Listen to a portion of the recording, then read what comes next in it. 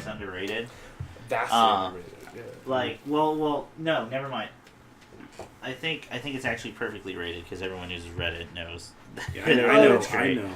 Sure. It's just not as known as it should be. I've been trying to convince people for 12 years to read this The Spirit. eight like 40, 50-year-old comic. It's- Might be older. It's pretty old. Yeah, well, there's Will Eisner's original run, then Daniel Crow took it over. Daniel Crow's was a pretty good run. I like great. it. Yeah. Did great. What I like about the Spirit is that it hits a lot of great hallmarks of superhero comics, while also just deciding we're gonna do whatever we want. Yeah. Yeah. Because narratively, it's so all over the place. Mm-hmm. They have so many because they have issues that are like, oh, this is so brooding and this is heavy. And then they just have like weird, like goofy adventures. dumb, goofy adventure. Yeah, Where exactly. where the Spirit's almost like a bumbling like gumshoe exactly. detective. Like Yeah, it's kind of like picking at L.A. Noire, and it kind of takes itself too seriously, and the Spirit, like the character himself, was kind of to contrast and kind of show like. what was the opposite of Dick Tracy, right? The Yeah. misogynistic, like Pretty much. just Where- hard, like the whole trope of a hard-boiled detective. So instead, you have someone who attracts beautiful women and just doesn't know what. Yeah. Why? But why though? Yeah. And also that his costume looks like something a person might actually have. Like, Yeah. you could get that. Yeah. it's a costume I've always thought about cosplaying as, because really I just need to make sure I have a blue suit, You just need a blue suit, a a hat. red tie, a hat, and then I can make the mask like myself. It doesn't have to be great. It's just like a piece of cloth you tie around your face. Yeah. Yeah. End of costume. Man, okay, speaking of hats, Ew. like, I've always wanted a hat with a band on it, and it didn't hit me until, I think, fairly recently. I forgot what I was watching. I was like, man, hats with bands on them are awesome. Yeah, you're right. That's whatever I was watching, that's what I got. That's what you took out of the story? Yeah, I'm like, man, why don't I have a hat? Because fedoras, like, suck, or at least you look like a chump or a tool, like, Yeah. you wear them. But one with a band and a suit, like, you look like you're about to go smack some crackheads. Oh, so yeah. you can go figure out who was in charge of that child pornography ring. We're getting to the bottom of this, damn it. And then the detective's like, this is above your pay grade. Just walk into a hospital, quit being manic, woman! Like, And doctors are like, "Who are you?" Sir, you can't be back here. you can't. There's a lot of radiation coming off. My hand cures all. I couldn't see before. You need a degree to slap women. Like you have to. It's a field of study. Slapping doctors, slapping whoever, Slapping whoever's babies. You need, whoever's standing in the way of justice, really. yeah. Whoever's standing in the way. You need a MD in order to slap a baby. So like, It's 8 years of school. yeah. That's post grad. Before society says it's okay, you can slap this baby.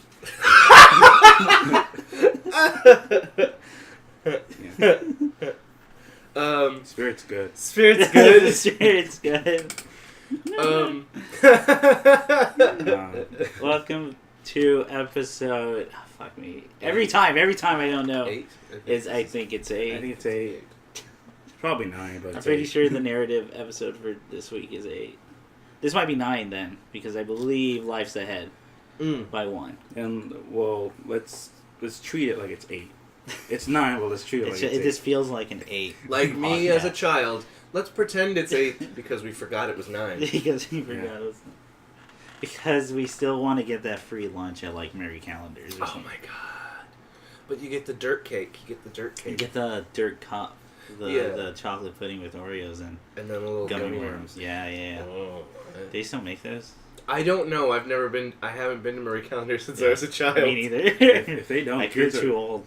I didn't get free dessert anymore. I was like, well, this is more cost to reward. Yeah, if they don't, kids are missing out these days. Oh, Yeah. these kids, they don't know what they're missing. It's so easy to make too. Like Yeah. you only need three It's things. 3 ingredients. You don't even really have to cook. You just have to put them You together. just like dump it in a bowl Yeah. and mix The it. most work you have to do is crushing an Oreo, like above it. It's crushing and then mixing. Done. Yeah. And so there's all the steps. The little gummy worm as a garnish. Oh my god, yes. Yeah. Man, I'm gonna do that for a party instead of like cocktails. I'm gonna put like just martini glasses With filled little with dirt cups. cake. Oh Yeah. my god. That'd be awesome, right? That sounds really good, actually. This is just barely a story, but Okay. I had always heard about mousse, chocolate Yeah. mousse, how good chocolate mousse is. Sure, it's all right. It's what the wealthy class. So let the wealth, yeah, Mhm. because it keeps them skinny and Mhm. yeah, Yeah. and good looking for all of us to someday Attain. attain. that American level. dream. It's definitely not dead. So Yeah. so I bought some and like I was actually taken aback at how good it actually is. It's pretty good. It's just the problem is it's not filling. It isn't because it's all air. It's Yeah, it's almost all all air. air. Yeah. Yeah, just air. It's like it's flavored air, really, when you come down to it. Yeah. At which point, like, you might as well vape, and I'm not gonna do that with my life. So, Maybe. maybe you're open to the suggestion. Okay. No, not open. Just like kind of peeking, Okay. like just a little. Okay. I just want to try it with Red Bull once. I'll See how just, that's. I mean, I'll watch and not judge. That's as far as I'll go. Oh sure. Like, you guys, I'm not gonna get in there, but I just want to see what it looks like. You know? I want to observe. It's one of those people who is like, I don't like getting drunk, but I like watching drunk people. That's Like, creepy. what kind of psychotic, That's so like, fucking creepy to me. Like, what kind of fucking psychotic, human. yeah, are you that you have to get off to watching people? Well, if you're like, if you're in a bar masturbating, watching it, like, don't do that. Definitely don't. I feel Yeah. like that's a crime. No. But Should be. If it's not, why If- aren't we doing it? why do we keep letting all these people come into bars bars? and fucking frosting the bottom of those tables? Like, Well, you know, like when you write a book and you want to observe people and you put like sources. Sure. You put the bar's name and you put the. Oh, that's you're citing Yeah. a source. Yeah. well, you like, do that? I've never. Like if you're gonna jerk off and watch drunk people, you got like bathroom, This men's is- bathroom, That's third a- stall. This is for work. That's this a is paper trail. Someone's gonna find it, dude. Like, Yeah. I do totally. I think I had said it on the show before. I do recommend going to terrible places and eavesdropping. Yeah. Like that's one thing. That's one thing I have done and Yeah. do sometimes when I'm feeling like, oh, I want to get some thoughts. Yeah. I'll go to a terrible diner or like a shitty dive bar. Uh-huh.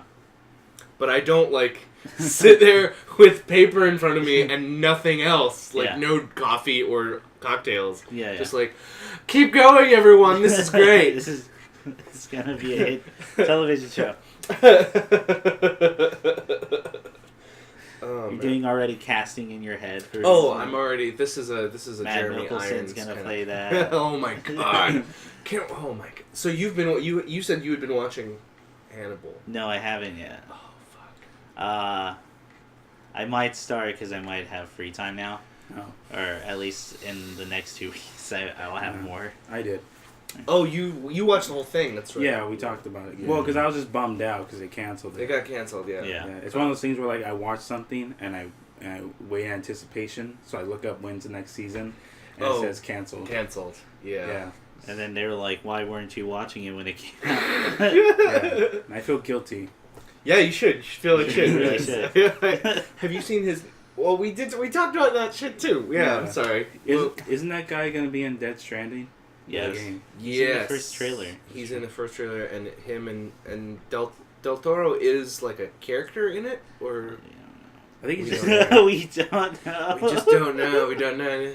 Those trailers have, like, because they're all quote unquote concept trailers. Right. Or we have no fucking clue what the game Like, is gonna be. is any of that like? Will it just be like those are all the trailers? And then when it comes out, it's actually a 2D platform. Yeah. It's I would love that. Actually, I would love. It's a visual novel. It's a, Oh, God. It would Visual erotic novel. unanimated too, but yet the models are 3D. Oh, hell so yeah. like Oh my God. they're just standing there. Yeah. It's a dating sim with pigeons. I would. The background just pictures of his house. Hey, the last one was a 10 on 10, so like I'll do another one. I never played the DLC that came out for that too, and apparently it adds like. They had even more DLC for that? Yeah, there's a bird that rides a scooter, and she gets into fights with other birds. And it's like the only lesbian relationship, I think, or is there might be another two, but that you can have. I thought you were gonna say it was a lesbian relationship you liked.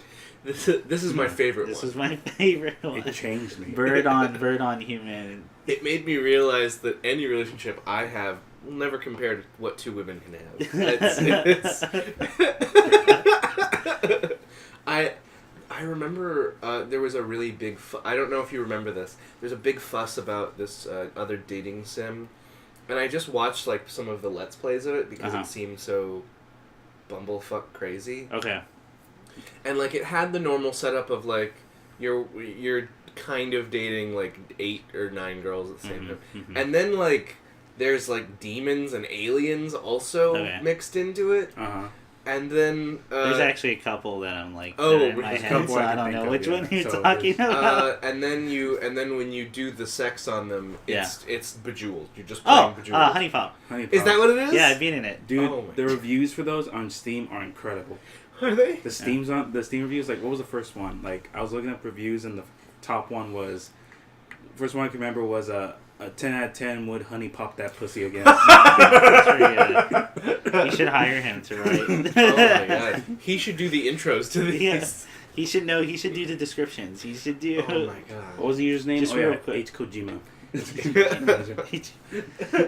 Yeah, no, Honey Pop's amazing, actually. Oh my God. It's like for real, because I've played that entire thing with a friend. Because because at first it started off as a joke, and like we were like, oh my God, this thing's amazing, we're gonna keep going. Those characters are actually like pretty realistic. Oh really? For women, like it's crazy how much like real people they are. Oh. And like most of them are okay with like their sexuality and like have different stuff and talk about different things. It's crazy how like progressive that thing is until you get to like the cat girl and then sure. But she wasn't part of the main game at first. I think she was added on like DLC. later. Yeah. The alien, I think so too. Yeah, very I don't know realistic. about the god. Yeah. There's a goddess. Yeah. There's a goddess. You have sex. Yeah. You keep the panties too of everyone you have sex with. Sure. Yeah, of it's course. trophy. The trophies. Yeah. That's No, it's so you don't do it again. Yeah. You can like you can make sure you. Like, do you plan on playing it? Because like there's a whole thing with the panties.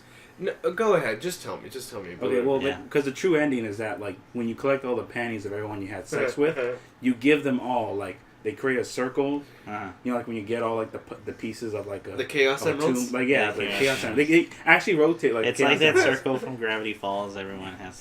Yeah. Spoiler, and you give like them to the goddess, and she's like, "You're worthy," and then you have sex. Oh, okay. It's the key to unlock her chastity belt. She's the like bejeweled. She's the top bejeweled. She's the. I don't want to mess around with any fucking like newbie at this game. Exactly. They have to be. You know, they've had to have experience. They haven't been around the block. They have to be able to Candy Crush my vagina. Yeah, I have very certain needs. They involve getting all the diamonds in a row. Yeah, all the bejeweled. I. It's nuts. That game's actually pretty nuts. Like, because when you started describing the visual novel, I had like 5 in my head. Oh, is there that? There's a lot. Okay. There's a lot like that. Dude, there's so many. a lot. Like, I think I don't even know a percentage of like all the visual novels that are out. There's just There's so much. many of them. Yeah.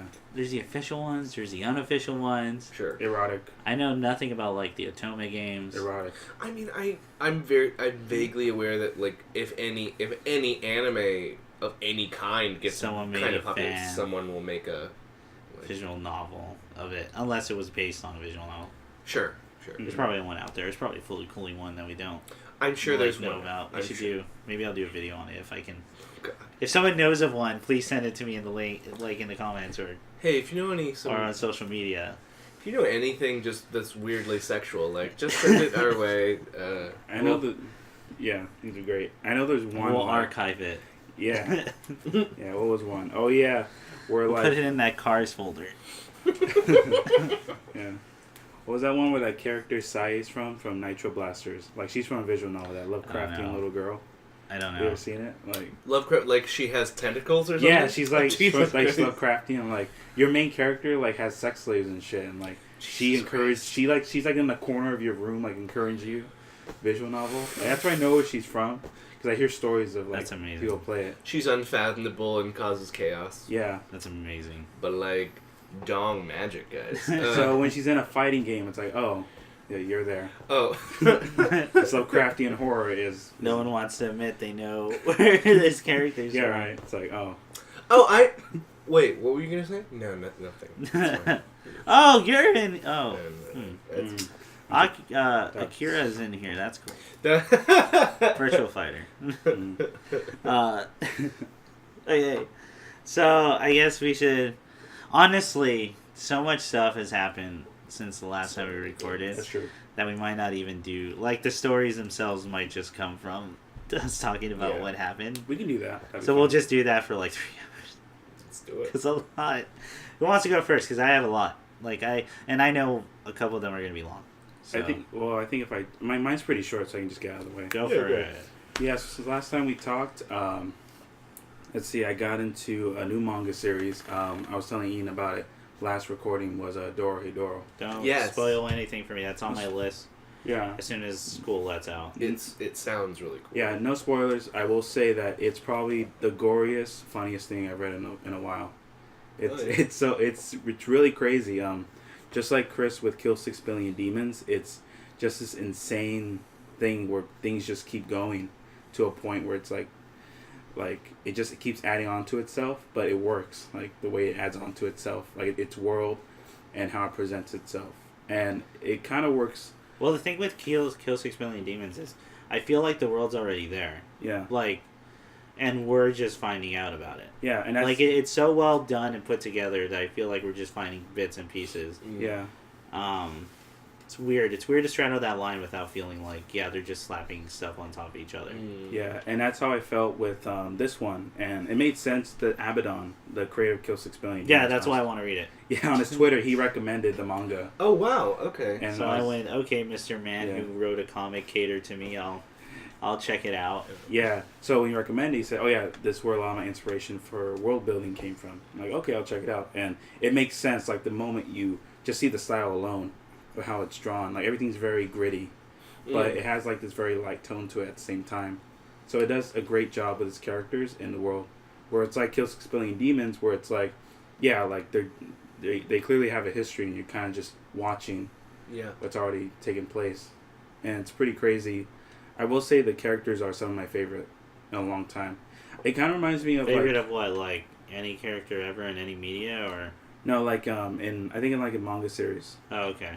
Yeah, how to describe it? It's kind of like with Yu Yu Hakusho. It's kind of like you enjoy the interaction with the characters more. Yeah. Than the action. It's definitely not for that story. No. No. Yeah. The characters are what saved that show. Yeah. So I don't know. I found myself kind of enjoying more the interactions they had with each other. I mean, the world itself is fantastic, and I recommend it. Okay. It's still how do you describe it? It is a slice of life mafia horror comedy manga. Sounds like it. Yeah. You showed me some of it, and just the art style alone, the art style alone makes me kind of think of like band T-shirts for some reason. Yeah, it's very specific. It's very unlike, I think, a lot of other manga artists. Yeah, especially ever since they went through the computer age where, everything is on model. So yeah, I'll try not to say much besides that, because the whole point is you getting a first experience. Because everything really is kind of like first impression. Mm-hmm. Yeah, no, so...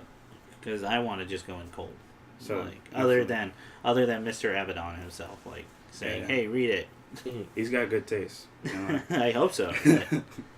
I hope I'm just not all delusional about. And then you read it and it's all just like, this is just 50 Shades of Grey fan fiction. This is fan fiction on fan fiction. Oh man, I wish. But yeah, you can just read it online. Like all of it's online. It's an ongoing series. They're on. Yeah, I might do it through Comixology or Amazon's been pretty good about that. Yeah. But if you get a physical copy, go for it. Like I might. If it's good, I might. So. Yeah. Oh yeah, you do that where you read like online then like. I read like the first volume, and then I go, "Is this something I would be willing to buy?" If I'm not sure, I'll read the other. Because if I'm still reading it, it's a weird barrier, right? I think I have to really be in love with the manga in order to buy it. Yeah, same. I mean, buy a physical copy. Usually, I just get digital. So. Yeah. This shit takes up a lot of room on my shelves. Absolutely. The Berserk one is like almost taking up a full wall length. So. I mean, that's a good long running. Yeah, it is. Why is it? Next volume comes out in June. Gotta wait another 20 years. That face doesn't really come through on the audio, but that's a great face. Because it's so obvious, Ian. There's a moment where I'm like, it's gonna end now. They're gonna do the ending arc, right? Because they can. Everything is set up. And then he gets on a boat. How was Berserk described? What was it about? That's my favorite description of Berserk. It's about two men who get really mad at each other, and one of them gets on a boat to cool off. It's like the longest running argument in it. It's not an argument. It's these men want to kill each other, and like. You know what? I'll talk to you later. Getting on a boat. 30 years from now. I want to collect my thoughts and. Really gonna sit on this one. God, some people probably died waiting for him to get off that boat. Dude, no shit, they probably died waiting for him. He was on that boat for a couple years, It was like a decade. It might have been a decade. That's enough for people to die. And that's plenty of time. That's enough time for people to die. Children are born. Yeah. Lives are started. Lives have fallen. Styles of pants come in and out. Yeah. Yeah. Yeah, so Dorohedoro, give it a chance. It's great. Yeah. Let's see what else. Well, Guilty Gear, the new characters came out. Yes. With Rev 2. Like a couple days ago. Yep, a couple days ago as of I wish I had more time to play. Yeah. Because I've been looking forward to them. So new characters came out. Answer, which is a completely new character to the series. Well, he's not completely new. He's just never been playable. Oh, he isn't playable? Oh, which one was... Because I think he appears in the story in Guilty or Xrd. Oh, right. Like in the first iteration. Yeah. I could be totally wrong about that. But go ahead. Because I think he's cool. I think his whole concept is cool. No, it's so cool. He's a businessman. He's Chip's assist. He's Chip's manager. And for those who don't know, Chip is the president of the world at this point. Which, tell me what they reveal about his domain. Oh, okay. So the answer is the Chip's agent, who is president. Well, the president of the world. President of the world. President of the world, Chip.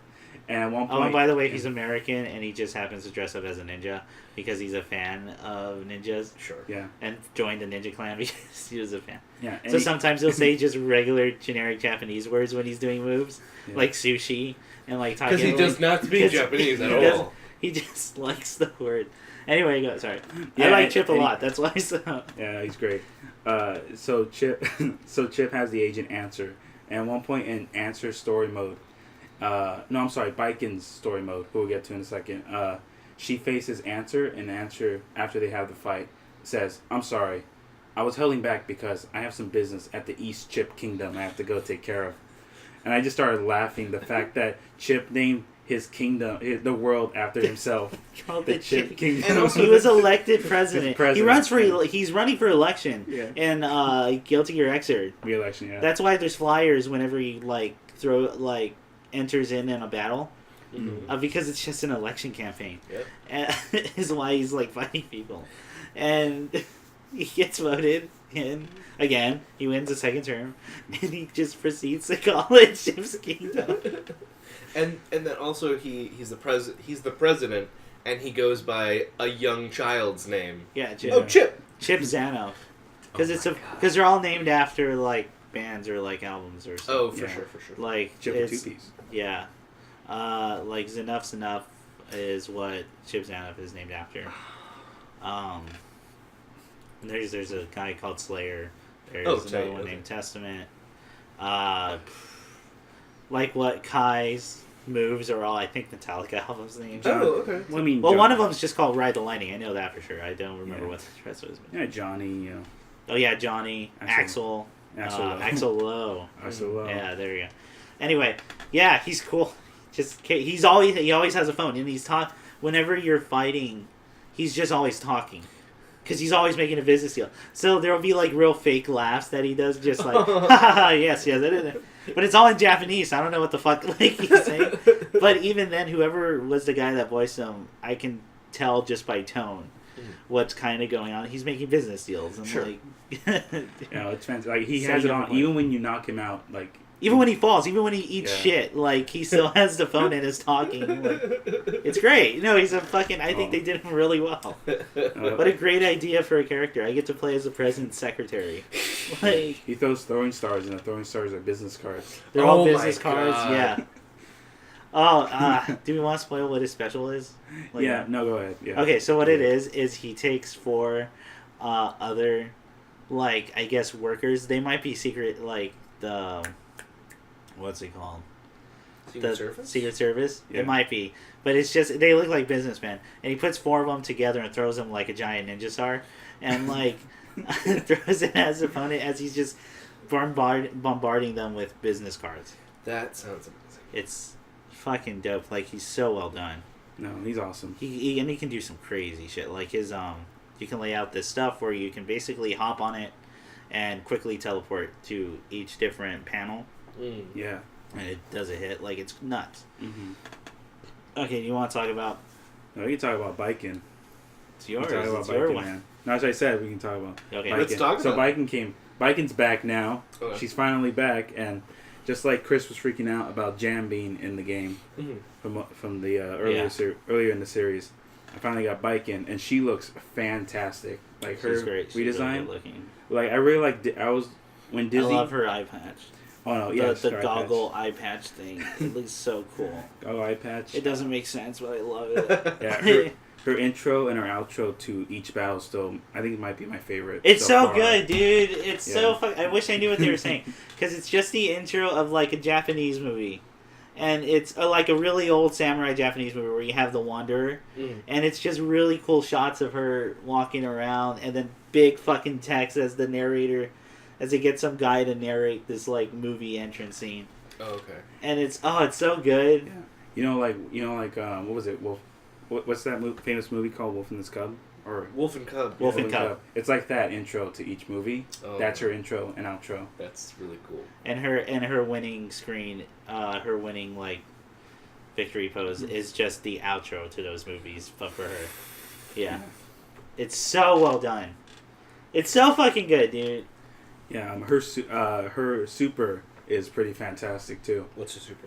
Well, basically, what she does is like they're in it, like it's kind of like in like I said, a samurai movie scene where she, like in those scenes where like the samurai's attacking villains like but in a shadow, like, as a silhouette in those rooms. So what she does is that she does that thing where like the samurai puts his sword back in the hilt and then they get cut. But before he gets cut, the opponent gets cut. The door closes, so the silhouette and the screen backs up to one of those weird water spouting things. Yeah. Oh. And like a koi pond, a koi fish jumps up. Yeah. He gets cut. Blood splattered, and then the entire house was cut with him as well, and slants. Just a little bit down. Yeah, because it's so heavy. And like, it's so good. She's great. She's great. No, this game just keeps getting better. Viking's here. She's great. I don't know if she'll be my new main, but because I'm so like attached to Sin and Leo. Yeah. But I'm gonna put some time into it. Definitely. Yeah. That game is still, I think, the best fighting game out there. Like currently like. Running. Yeah, right now? Yeah, no, it's still the best. Like, visuals alone. Visually, it's the best one. Like, for hands down. I don't think I can't think of a fighting game that looks better. Maybe Injustice too. Yeah. But I think the style in Guilty Gear, I'm not saying the style's better, but I think they do what they're going for way better. Yeah. Yeah. And it's so just everything, all these little details in it. So maybe one day we'll get Zappa or Robo-Kai. Yeah, no, honestly, I would, like, as much as I would like Robo-Kai, I would prefer Zappa for this game. Yeah, because if Zappa's in it, Zappa would have the potential to be the greatest looking fighting game character ever. So, if no one knows who Zappa is, what he does is he's kind of just... He summons spirits of all different kinds, so each spirit would be a different model as you're fighting, and he has all these fucking crazy moves. Yeah. I hope he's good. I hope they do it. Oh, sorry, anything else? Or, yeah. No, that's I'm looking forward to that. Let's see. Well, I mean, finished since last recording. We finally Chris and I got to watching Samurai Jack. The end. Last episode. Yeah, the end. Yeah. Do you guys want to do a spoiler cast on that today? Yeah, let's talk about it. All right, well, let's save that for the end then. Okay. Save that for the end, yeah. So, I mean, that we'll talk about later. Okay. Well, Titanfall 2 is getting better and better. Yeah, there's a new mech coming out, right? New map, there's new DLCs. No, I mean a new robot. Oh, yeah, new robot. I'm sorry, yeah. There is a new one. So what they're doing is that, like I said before, where they're doing Prime Titans. And what that is that it's a redesign and of each Titan they already have. Okay. And Titanfall 2 is pretty known for speed.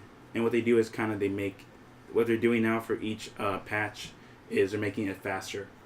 Okay. They're making it faster and faster, and what they're doing for each week now is experimental game modes. Where it's kind of like, well, the company's trying to try different modes every week, and it's like, hey, get some feedback from the players. Okay. Where it's like, hey, if this mode doesn't work, just let us know, and we'll try something else, and if this works, let us know, and then we'll work on something else. Okay. So far, my favorite of the weeks passing by, Titan Brawl is probably my favorite mode they've done, where it's 5 versus 5 Titans, and that's all it is, just nonstop Titan fights, and you can't eject, you can't escape your Titan, so it's either it's the only way to die or to lose is if you explode or if someone executes you.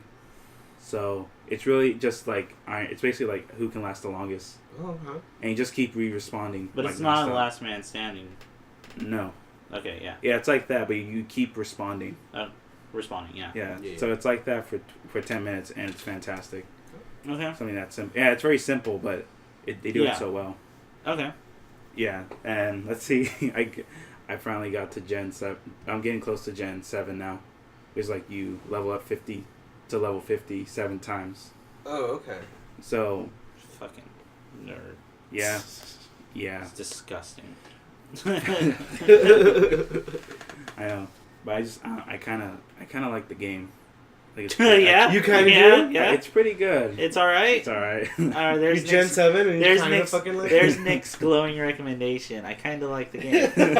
I think it's okay. I got Gen 7. I kind of like the game. I think it's okay.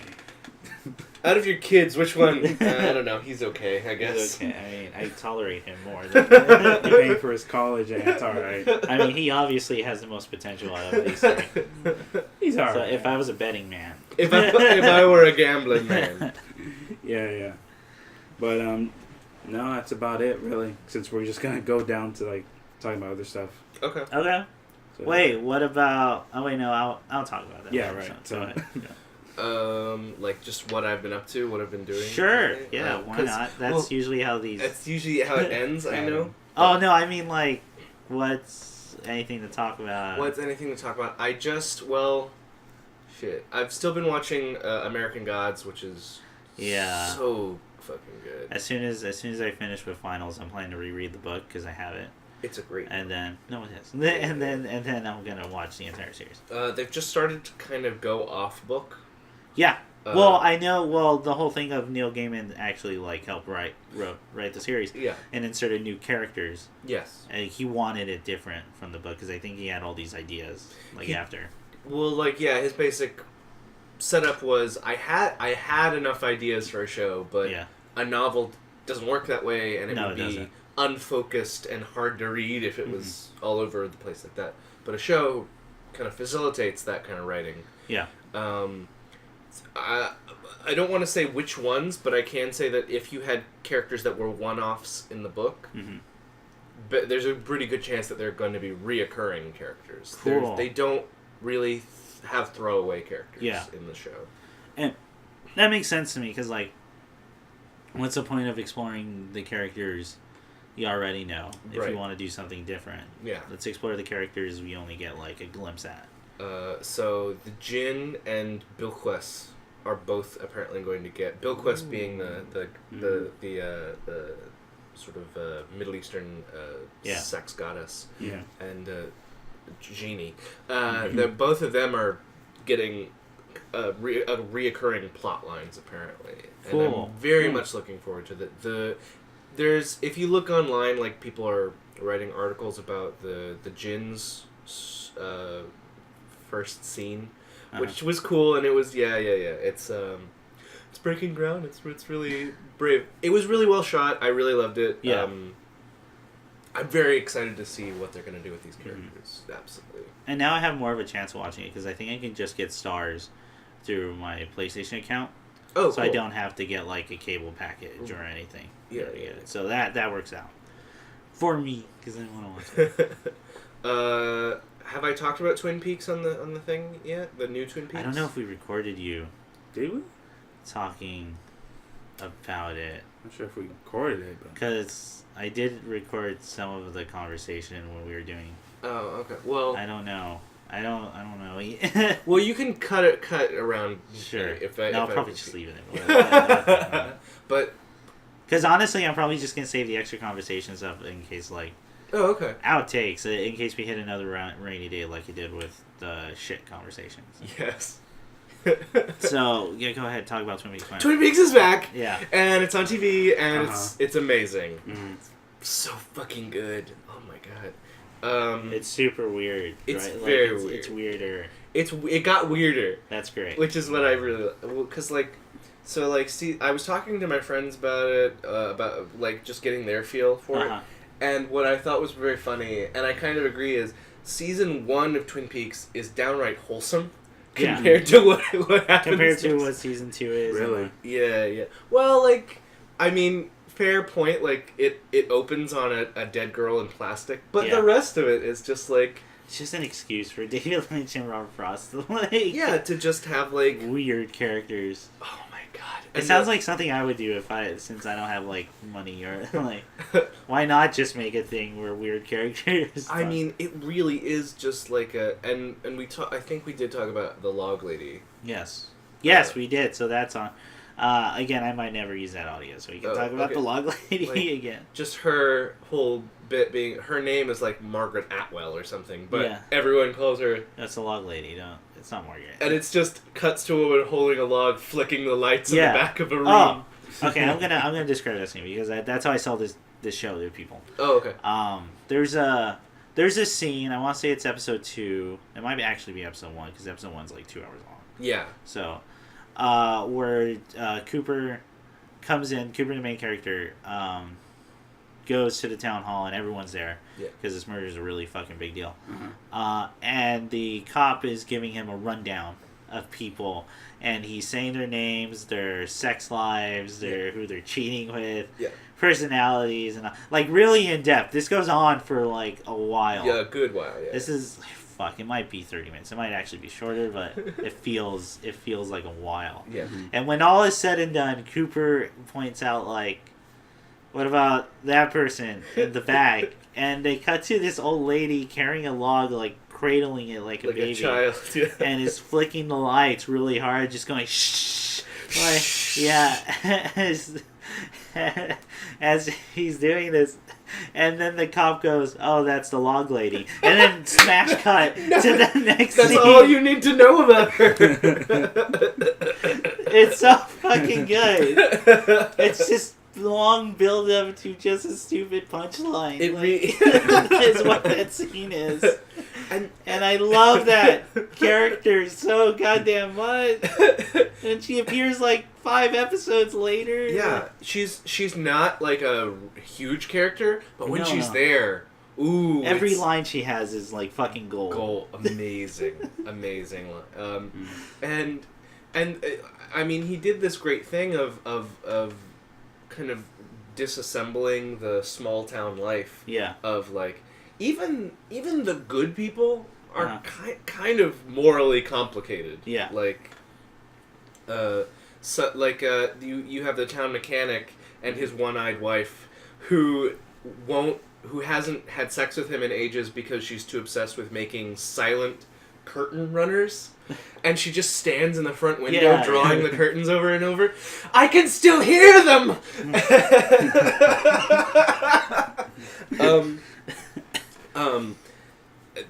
Gosh. It's so the original show was great. Yeah. The new show kind of wastes no time getting right to the meat and potatoes of hey, listen, we know you wanna. We know you want the weird shit. So it's like the first 10 minutes are all in black and white. Okay. Mm-hmm. And it's Agent Cooper, and he's should I not say what the opening thing? Or? Yeah, don't say what the opening is. Yeah. Just name a part that like you really dug. That wouldn't be a spoiler. That wouldn't be a spoiler. Is there's a scene Michael Cera's in. Yeah, you told me about that, so that's good. That's crazy. There's a scene Michael Cera's in where Michael Cera's the sheriff department's secretary's daughter, Lucy's daughter, son, Lucy's son. Yeah. Oh, it was. No. Pretend no spoilers. And his name is Wally Brando. And I didn't know that. I didn't know his last name was Brando. His last name is Brando. I knew his first name was Wally. I didn't know his last name was Brando. And he's doing Marlon Brando from the Young One. So it's Michael Cera in a leather jacket with the word Wally written on its chest and a leather hat. He must look like such a dork. He looks... it's amazing. I'm actually like super looking forward to it. I want the jacket to be too big. Like his skinny neck. And, but you also have to remember he's like not straddling but like leaning on a motorcycle through the whole scene that he's in. Really?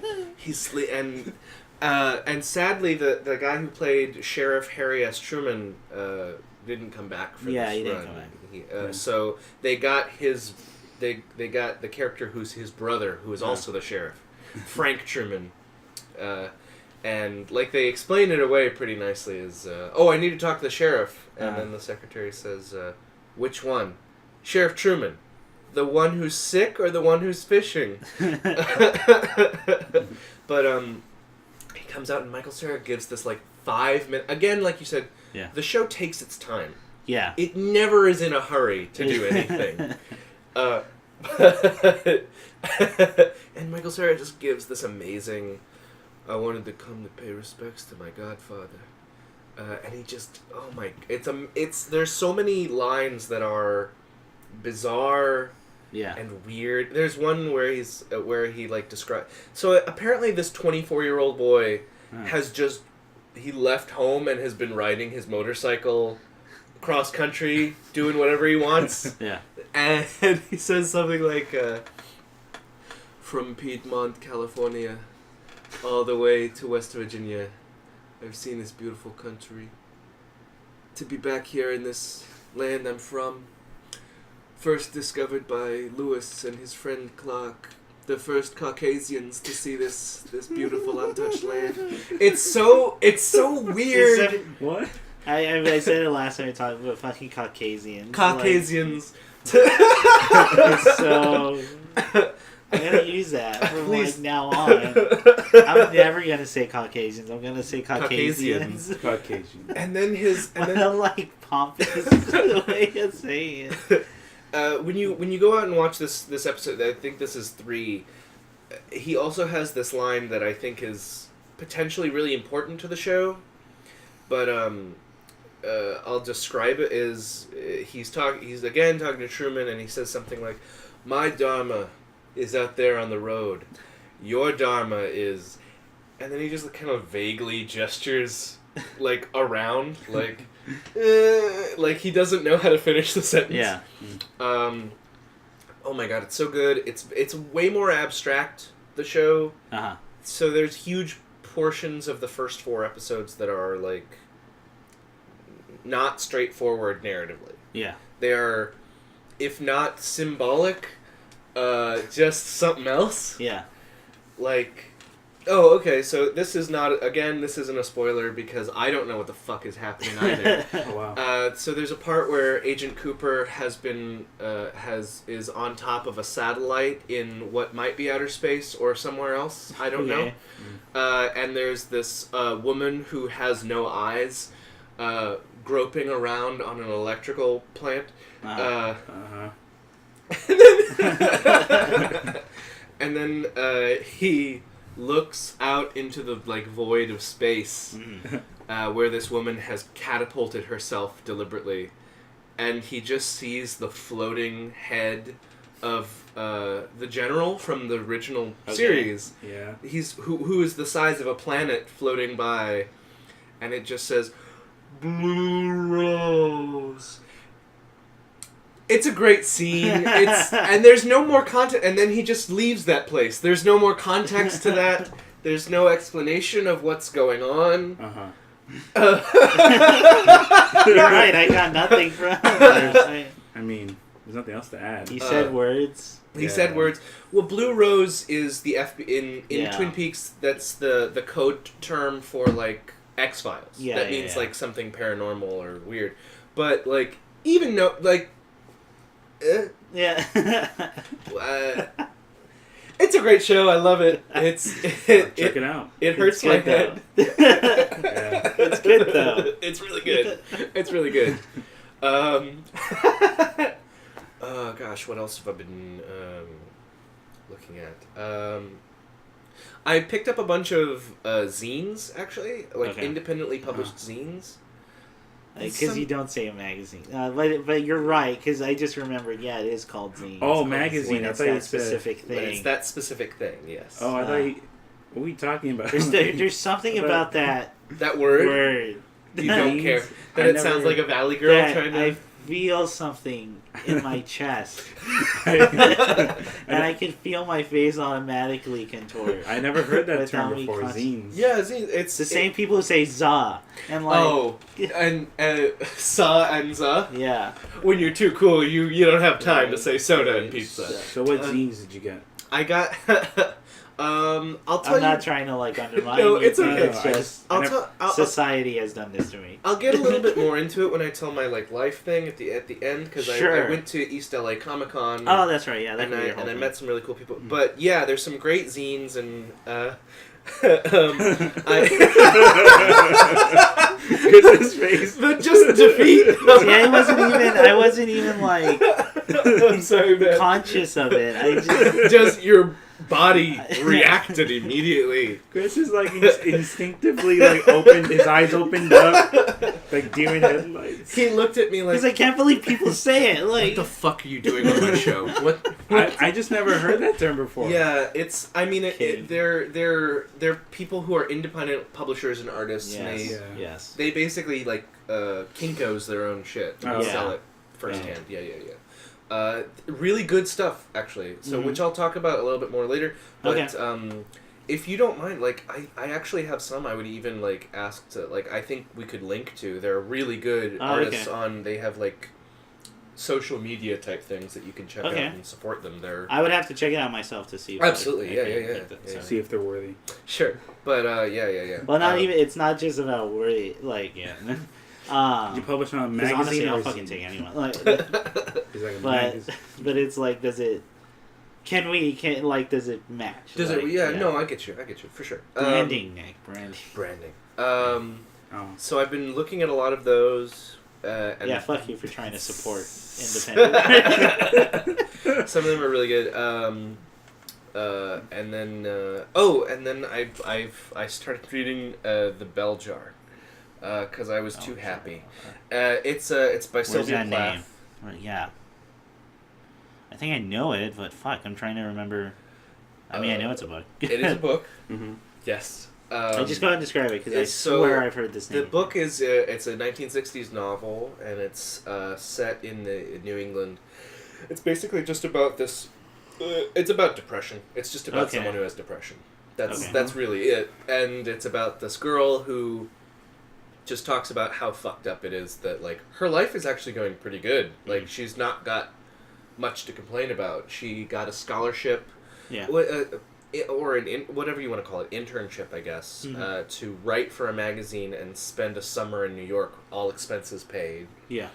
And she basically, her and these other girls get free stuff from companies to be seen using the stuff. Public, like, oh, what shoes are you wearing? These are Prada shoes from Prada, and like, you know what I mean. And then she's just like very sad all the time. It's about right. And yeah. And then like the novel is just about her trying to find someone who gets what's going on. I don't think she really gets what's going on totally, the character. Who is, oh my god, there was one scene, there's one section of the book that, like, really hit me hard, where she's come back home to New Hampshire, I think is where she's from, but she's with her mom, and she's, like, she's basically been sleeping in for, like, 3 days. Yeah. And she's just like, I need to do something. So she's like, you know what, I'll write a book, that'll make me feel better. And so she like books do not make you feel better. No, they don't. As a writer, I know this, or as what I claim to be. I know. She goes downstairs, and her name is like E something. I forgot the character's name. But basically, like in that scene, she's describing like, oh, and I'll write about someone who's like me, and then I can get some of these feelings out, and maybe I'll feel better. Meta. And then she's like, oh, I'll give the girl in the story a name like this. It has 6 letters, just like my name. And then I turned the cover of the book and I was like, oh, fuck. Oh, those are 6 letters in Sylvia. Yeah. Oh, no. And then she, like, is describing, like, oh, no, this is... And then I got, like, chills, like, oh, shit, this fucking sounds really familiar. And then, like, following that, she's like, oh, the book isn't working out. Maybe I should go die in the basement. So, so it's what happens. That's why I haven't written a full book yet. Like, so is this the first chapter? I'll blow my. This is all. No, this is. I'm like. This is the tone setter. That's what we call it. It's what we call these. It would be the establishing shot. The establishing. So it's a. I mean, it's an girl old killing herself.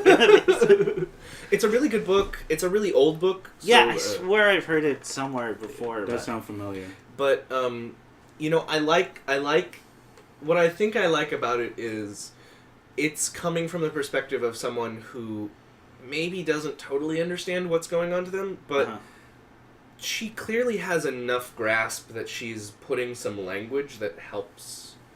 If someone did have depression, like, I think it really helps to see someone, like, put it down on paper and say, like, here it is concretely. Yeah. Because I think that a lot of times problems like that feel very non-material. They feel very, like, hard to... It's because it's more of a concept than anything. Yeah, exactly. So you got to go about describing a concept in tangible terms. So she went through a terrible time in an asylum, and now she's been brought to, like, this kind of... Like a double asylum? Like a double asylum. It's a super asylum. Within asylum? She's been brought now to, like, this kind of, like, modern... Just a single asylum. Hippie. She's working her way. Like, kind of place where they believe in, like... well, because... So, we already know, kind of, by reading One Flew Over the Cuckoo's... Or watching the film, like, what kind of shitty conditions that is. Yeah. And now she's it's never good. Yeah, it's never a good time. Nurse Ratched, man. Especially old stuff. Oh, my Modern, it's much different, but there's still, like, problems to work through. Yeah. And now she's in this kind of, like, free, open place where they're like, oh, do you want to take a walk? I was like, you're going to let me go outside. And so, it's a lot better. There's, like, 50 pages left. I'm sure it ends fine. I'm sure everything's okay at the end. I want you to turn a page and then it says, and then everything went better. I have this whole idea to just do a line of stories where I just end every single story with the line that does away with the entire book. Oh, like Like, and then everything got better. And then everything's fine. Oh, like have a book where people like I want the problem with this is I have to write a really good book and then ruin it. That's the challenge. Like, I have this whole thing of just because I've come up with lines before that I think that could do away a whole book. Like, there's the one I came up back like years ago where it's just and then the world exploded. And I like that idea so much. I don't know why, but I want to do it in a romance novel. And then the world exploded. I mean, that was almost done in a... Do you remember there was this movie with the guy from Twilight, and he did a romance film? I don't know what it was called. No. But, like, it had a twist ending for some reason. And the twist ending was, like, they did the will they won't they, got together, broke up. Then... on the beat of we should get back together, phone call. The camera pulls out on the office he's working on, and it's the World Trade Center as something comes into frame at the end of the movie. Yeah. I remember that. That was amazing. That was amazing! Oh my god! So, Chris, all your ideas have to end like that. Oh my... Damn it. Right? Well, because just trying to stay away from 9/11, but I feel like no, you need 9/11 continuity in your stories. Yeah. But yeah, I've always wanted. I have this idea of just a line of stories that all just last line does away with the entire text. Yeah, with 9/11. He this guy thinks he has cancer, like this horrible this pain in my stomach. Yeah. It turns out it was just gas. The end. He was just passing a kidney stone. He had a fucking bad kidney stone. It was fine. He lived fine. He actually lived for a very long time, more than the average. Had 5 more kids. And he got to see great grandchildren. Do you know how rare that is? He got to see the rise and fall of the Star Wars trilogies. Wow. So what's the book called? It's called The Bell Jar. Yeah. The Bell Jar by Sylvia Plath. I don't know. I really like it. I like that it I mean, one of the other good things I think about it, other than potentially helping people who might be depressed, have something like that, it also goes into how when people haven't dealt with having a mental problem of any kind, like a psychological problem, it's very hard to talk about. Yeah, it's very hard to describe it to someone. It's very hard to have a conversation. Because to them, it might as well not exist. Yeah, a lot of people... There's so many parts of that book that really are frustrating, wherein, the character's mom will be like... She's manic. Or, no, she's like, I really hope she decides to stop being this way. Yeah. Which is frustrating. Yeah. That sucks. Yeah. But it's a good book. It's a good book, though. It's a good book, though. Yeah. Sure. So that's what I've been doing. Okay. So I'll go to mine, but we're gonna take a quick break. By quick break, mean I'm just gonna edit this shit out because I gotta use the bathroom. Oh, okay. Oh, yeah.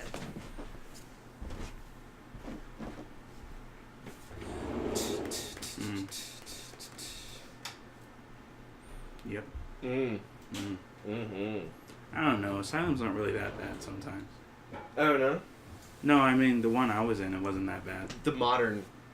Is it... I mean... Yeah. Did it... I was just in a state hospital. That's all it was. It was like one for adolescent. But they didn't keep you in one spot. You were allowed to do stuff. Yeah. Yeah. I mean, it was a really small place, so there's not really much to do. Right. But yeah, you can do stuff sometimes. I mean, it was just more boring than anything. Oh yeah. I mean, obviously, I guess it's kind of like with anything. People are more interested in the episodes and people attacking. Yeah. I think because that's more entertaining than telling people, oh yeah, we just waited and sat around for days. You can't write a book about that. There's a lot of just quiet. I mean, that honestly, that's honestly the book is, kind of about I was just in bed a lot. Yeah, same here. Just read a lot of books. Yeah. Not really much you can do. Yeah.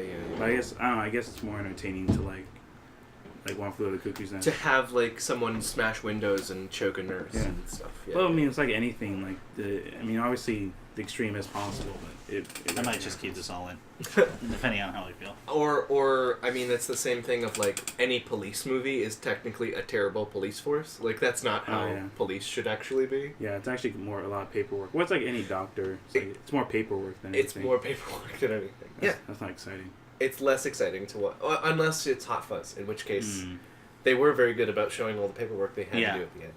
Oh, that was fantastic. That looks really good. Like the montage of... Well, it's the punchline. That's a great scene, yeah. They're all going to jail. Oh my god. And we're back after my little break there. Okay. Should I just go into it? Yeah, go in here, Okay, what happened? It's almost too much, and I'm having problem like discerning what I talked about. It feels so long ago. All right, just wait this out, Ian. Let's just wait it out. Boy, he thought Yakuza went on for a while.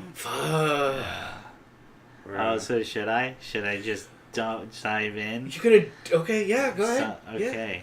Well, no, this actually won't be as long as you nearly think it is, because I won't say much about it. Okay. Uh-huh. As of last night, when we were recording this, I beat Persona 5. Finally. Oh, awesome. 129 hours and 53 minutes, and that's only playing basically on weekends. Well. Because I don't get time during the week because of work and school. I mean, that game's good. Okay, that was good. That game's amazing. Good review. It's so like... I really do like Persona. It's so good. It's so fucking good. Like... yeah. And like the problem is I beat it last night, so I'm more emotionally charged from it than if I sat down and went, well, what if I like blah blah blah, or did it like a review or whatever. That game's fucking great. Everyone go buy it. Like that game deserves everything. Like it deserves everyone to play it. This game deserves everything. A beautiful wife and children. Everything.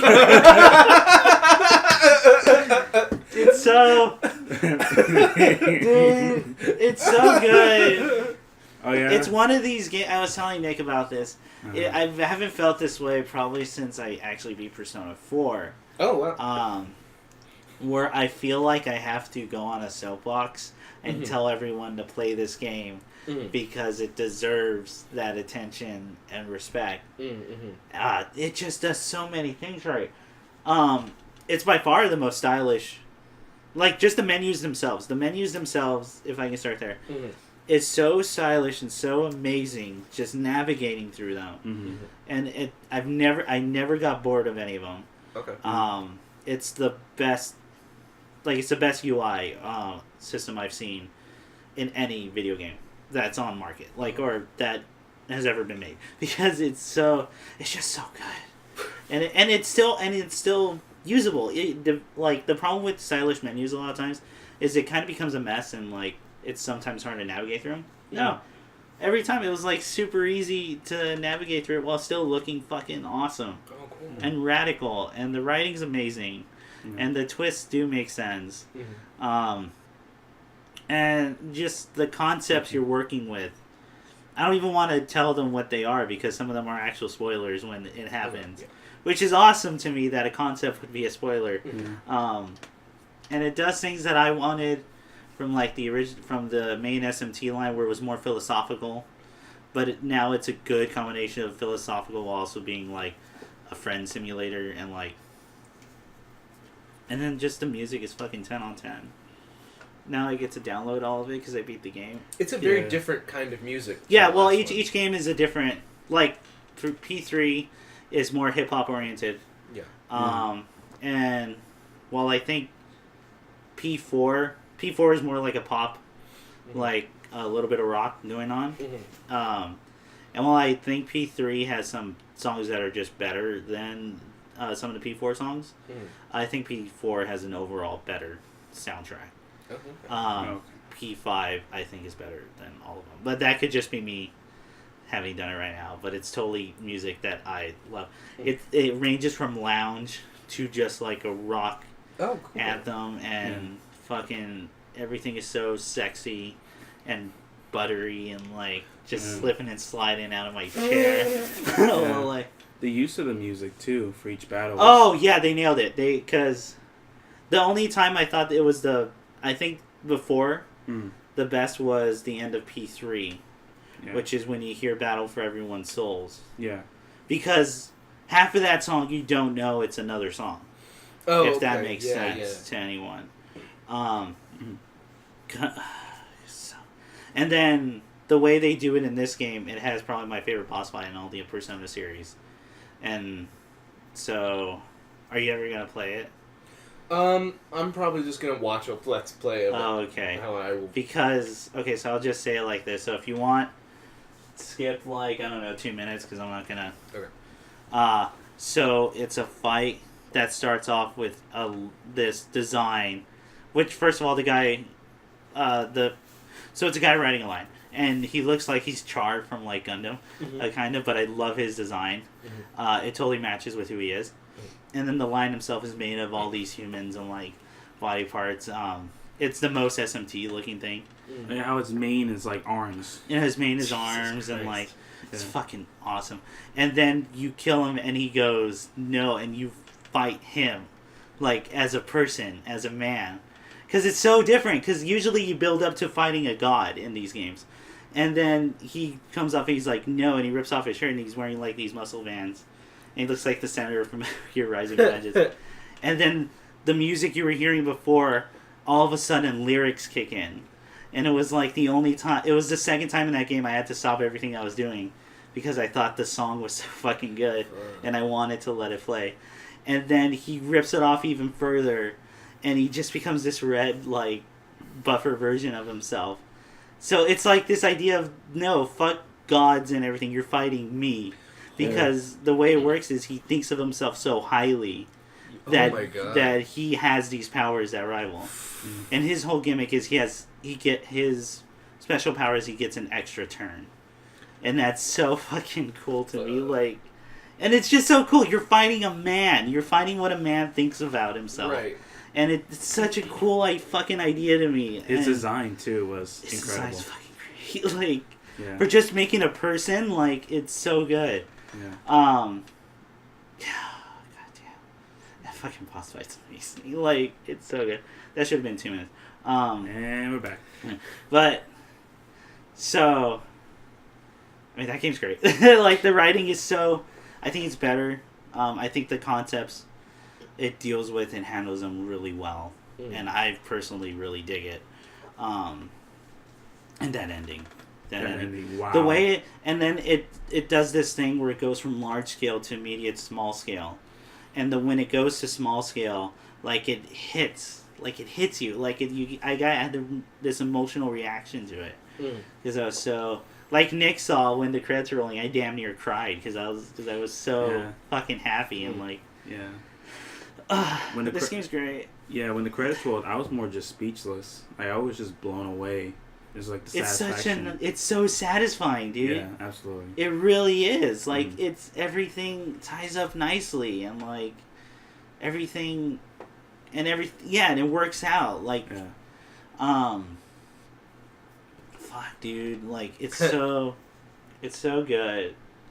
I want to do like a full, I might get some guests on here just so we can talk full spoilers for like a thing because I know they would have played it. Or if you watch a whole Let's Play, I'll watch. Let me know. Yeah, I'd love to. Yeah. It's gonna be fucking long, but like, well, they'll probably just cut out all the actual grinding. Yeah. Oh, but then you would miss some parts because they actually designed the dungeons now. They're not just random. Oh, really? Put together, yeah. So they're so it's really like well done, and that's why. And by the way, the gameplay for this is by far the best of any. Even like the SMT series, I find it way more entertaining. The demon negotiation system in this game is a little more dumbed down than the SMT4. It's easier, but SMT4 is like balls out hard because of that. That's true. It's one of the few games where you can just lose in the first battle. Yeah. Because you fucked up a conversation.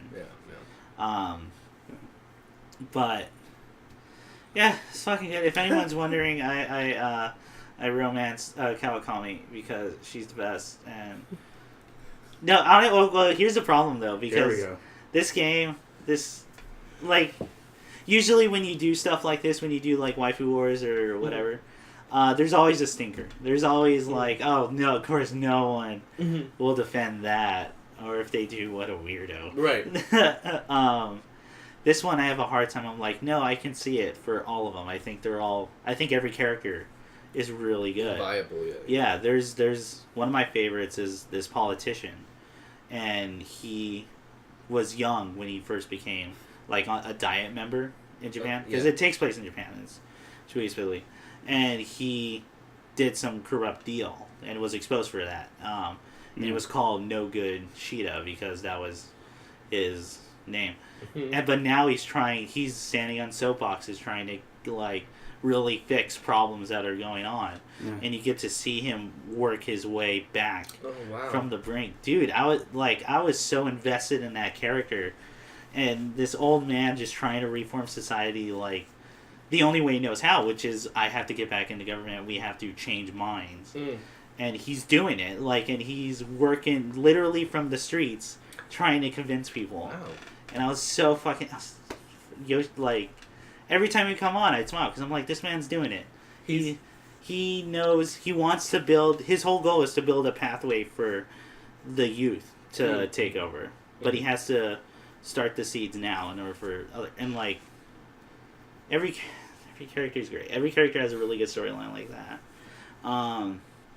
There's no abject stinkers. Is like, but Kawakami's best. And ouch. She's a teacher. She's trying to work her way through the world. She got fucked by life. Oh yeah. And like, plus the way you start her like story is by far the best I've ever seen of any confidant. Do you want me to just say? Go on. Okay. Yeah. If anyone's good, give me like 3 minutes for this one. Okay. Spoiler 3 to 5 now. Yeah. You find a flyer with your friends, and it's for a maid service, and they're all like, "Oh, we should call a maid." We should, like, 'cause they're high school boys, and they're like, "Oh, the hormones are raging." Will it lead to anything? Is it that kind of maid service, or is it actually just maid service where we just watch someone dress as a maid? If so, am I into that? Like, am I in? It's a conversation. One of them's like, I don't know if I would. I'm more curious than anything, and I would. And they do it, and they both chicken out. Like, they walk, and you rent out like this cheap like room, like apartment thing, because they don't want them going to their house, right? Or anything. Sure. And then they both cower out and go on the balcony, and then you're just alone there in the room with your back towards them. Empty room. And then she walks in, and you go, "Well, I better do something." And then he turns around, and it's your teacher. Oh, that's the thing. And like, oh shit, like. And like this super awkward conversation happens, and then it all leads to just if you want to call, just it's 5,000 yen, which is like the whole U.S. economy, and like, and I'll like do your laundry, I'll make coffee for you, and you go on, you find out why she's doing this, and it's the best, and like, and she has the best reward of any confidant, which is you get time in that game. Wow. Which in that game, it's like the number one commodity because you want to spend time doing other stuff. Yeah. She's great. And then it's Makoto, and then it's Takemi, who's the doctor, and the doctor might as well have cured cancer in her thing. But she doesn't, but like, she does something that I'm like, no, she might as well have. Right. No, they're all great. They're all great. They really are. Even Anne, who, like, I'm using that for the Lovers Arcana. I was like, no, she's fine. She's doing it. Man, I hate the Lovers Arcana in Peak 3. Yeah, Matt would really disagree with you. Well, he likes Yukari. He likes Yukari. That evil bitch, are you serious? The fucking bags on her dad for sacrificing himself. And he shits on, like, and then she, like, takes it out on everyone. Yeah, she takes it out on everyone. Yeah. But that's another thing. He likes Recess, so like. Oh. We should start Waifu Wars now. Tanks already. Yeah, tanks already. Oh, that's and like me and my friends were like, we can't have Waifu Wars until we all finish the game. We have to build up our armies, our ammunition of what we're gonna throw at. Yeah. No, that game's great. Everyone buy it. Everyone go play it. You're doing yourself a disservice by not playing it. It's how good I think it is. Like, that game deserves attention. And it actually has sold incredibly well. Like, but I think more people should. I think if you're interested in games at all, I think you should play it. Yeah, you have a chance, yeah. The way everything is done. Like, just the fact that I can get emotional reactions just by music changing slightly speaks to how well put together that game is. I think, and me and you talked about this too, Nick, where Shoji Meguro finds a way to top himself every time. Yeah. And even though he changes styles for games, it's crazy and it's fucking great. I can't wait. I'm probably just gonna have the ending song for this podcast is probably gonna be some Persona 5 remix that I found. I'll do the Busta Rhymes one. Oh yeah, Platonic Stages. Yeah. Yeah. So that was last night. Okay. What else? Jesus. I mean, well, did I ever talk about Logan? Did I watch Logan? Didn't we talk about that? I thought you talked about it. Yeah, I think we did. Did I? Okay. It's good. Go on. It's very good. Didn't you want to talk about Humanz because you got a chance? Yeah, there we go. That's what I was trying to think of. Yeah, so I finally listened to all the Gorillaz album. Yeah. So I listened to the whole thing all the way through. Did you listen to it? Yeah, I love it. Okay, good. So we can have this conversation. Yeah. It's all right.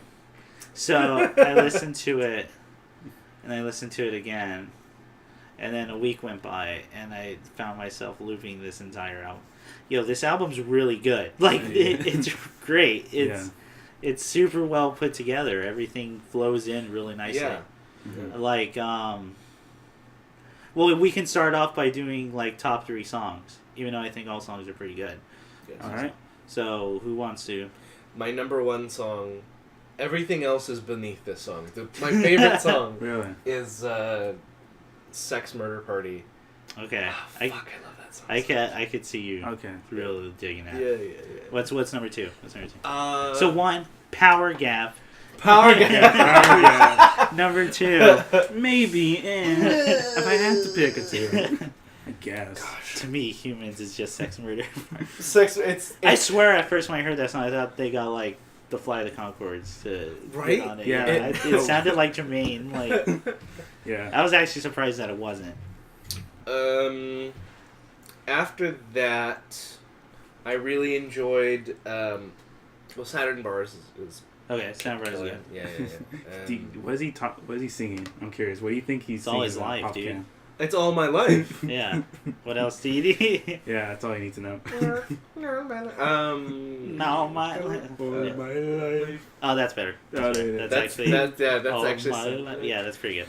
Are we just gonna keep trying? Sorry, I can't force auto-tune out of my. The rest of this show will be us saying. Just us trying to do the voice from Saturn's Ward. And then it'll just fade. Like it won't. Yeah. There'll be no end. It'll just fade out.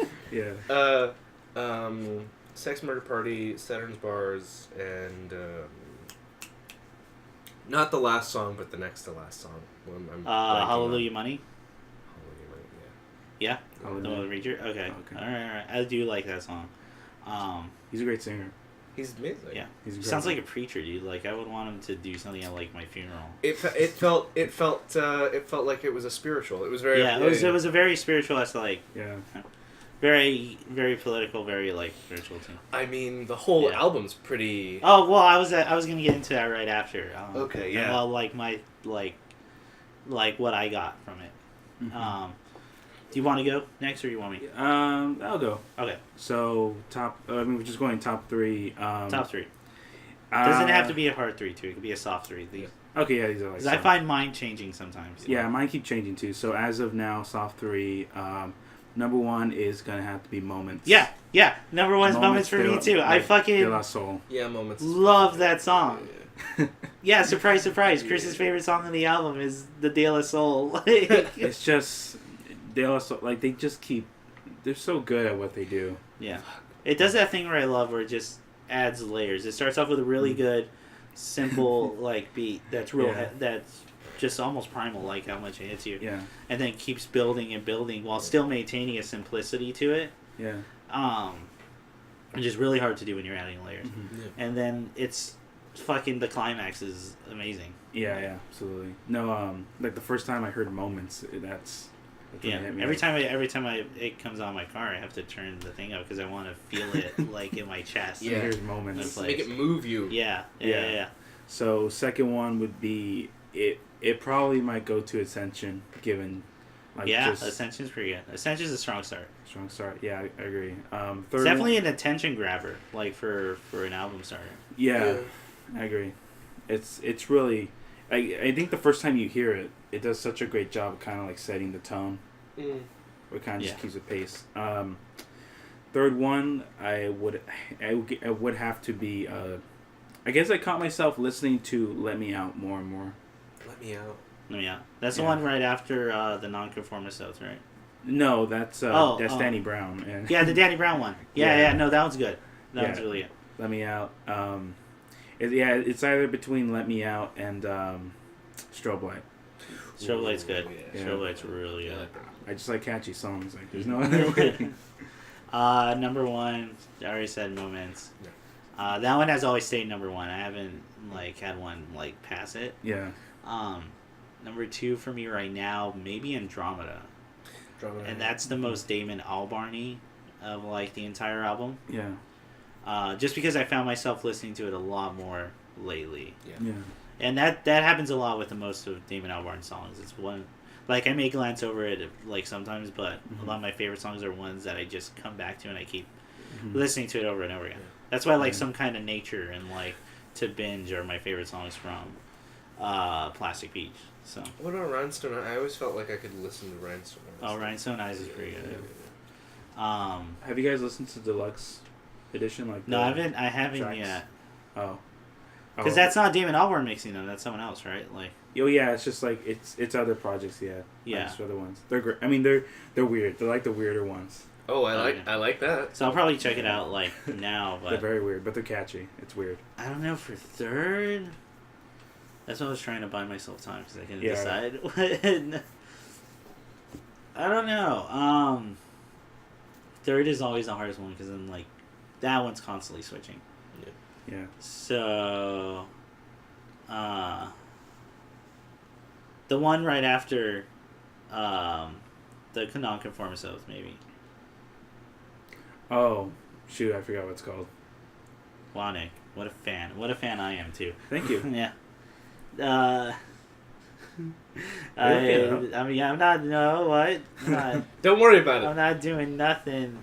Nowhere. I'm just letting dead air.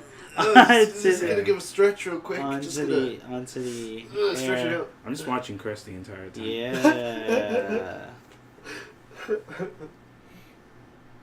It's all right. Nick, are you sure Let Me Out's the one you're talking about? Because I believe Submission is the one. Submission is the one with Danny Brown too. I don't know. That's the one you meant? No, the one I liked was Let Me Out. That's I forgot his name, but he reminds me of Bob Womack. Yeah. The Let Me Out. Yeah. Maybe Submission. Submission. Yeah.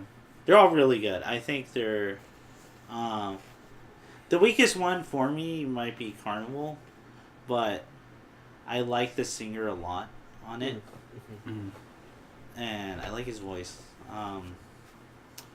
Even the last song, which I thought was such a different from tone, especially to follow Hallelujah Money, but it started growing on me. I do dig it, even if it's way more happy and optimistic. That's subtle writing though. The last one. Yeah. Subtlety. It almost reads like a slam poem, like the other person wrote. We got the power. Just to saying be we can do each other no matter what happens. Yeah, that was the part that kind of made me went, That's subtle. I mean, he can be more subtle than that. Subtle writing. So what do you guys get from the album? Because it is a very politically charged. Or socially charged, I think would be the better term. Both really, but yeah.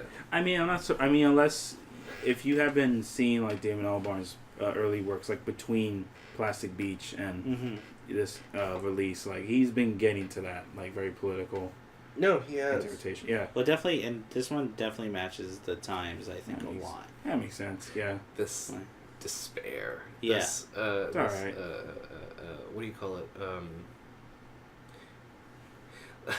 I like when you look at the art and how the art evolves with the sound. I think. Yeah. And all that. Like you see, I think that you can see there's always been an element of urban decay or like the decay of like being in literal haunted houses and rotting, like places that are rotting. Okay, so we're getting into like the music videos. Yeah, but what I'm saying is, I think that the visuals go with the audio. I think they do too. Hugely. Yeah.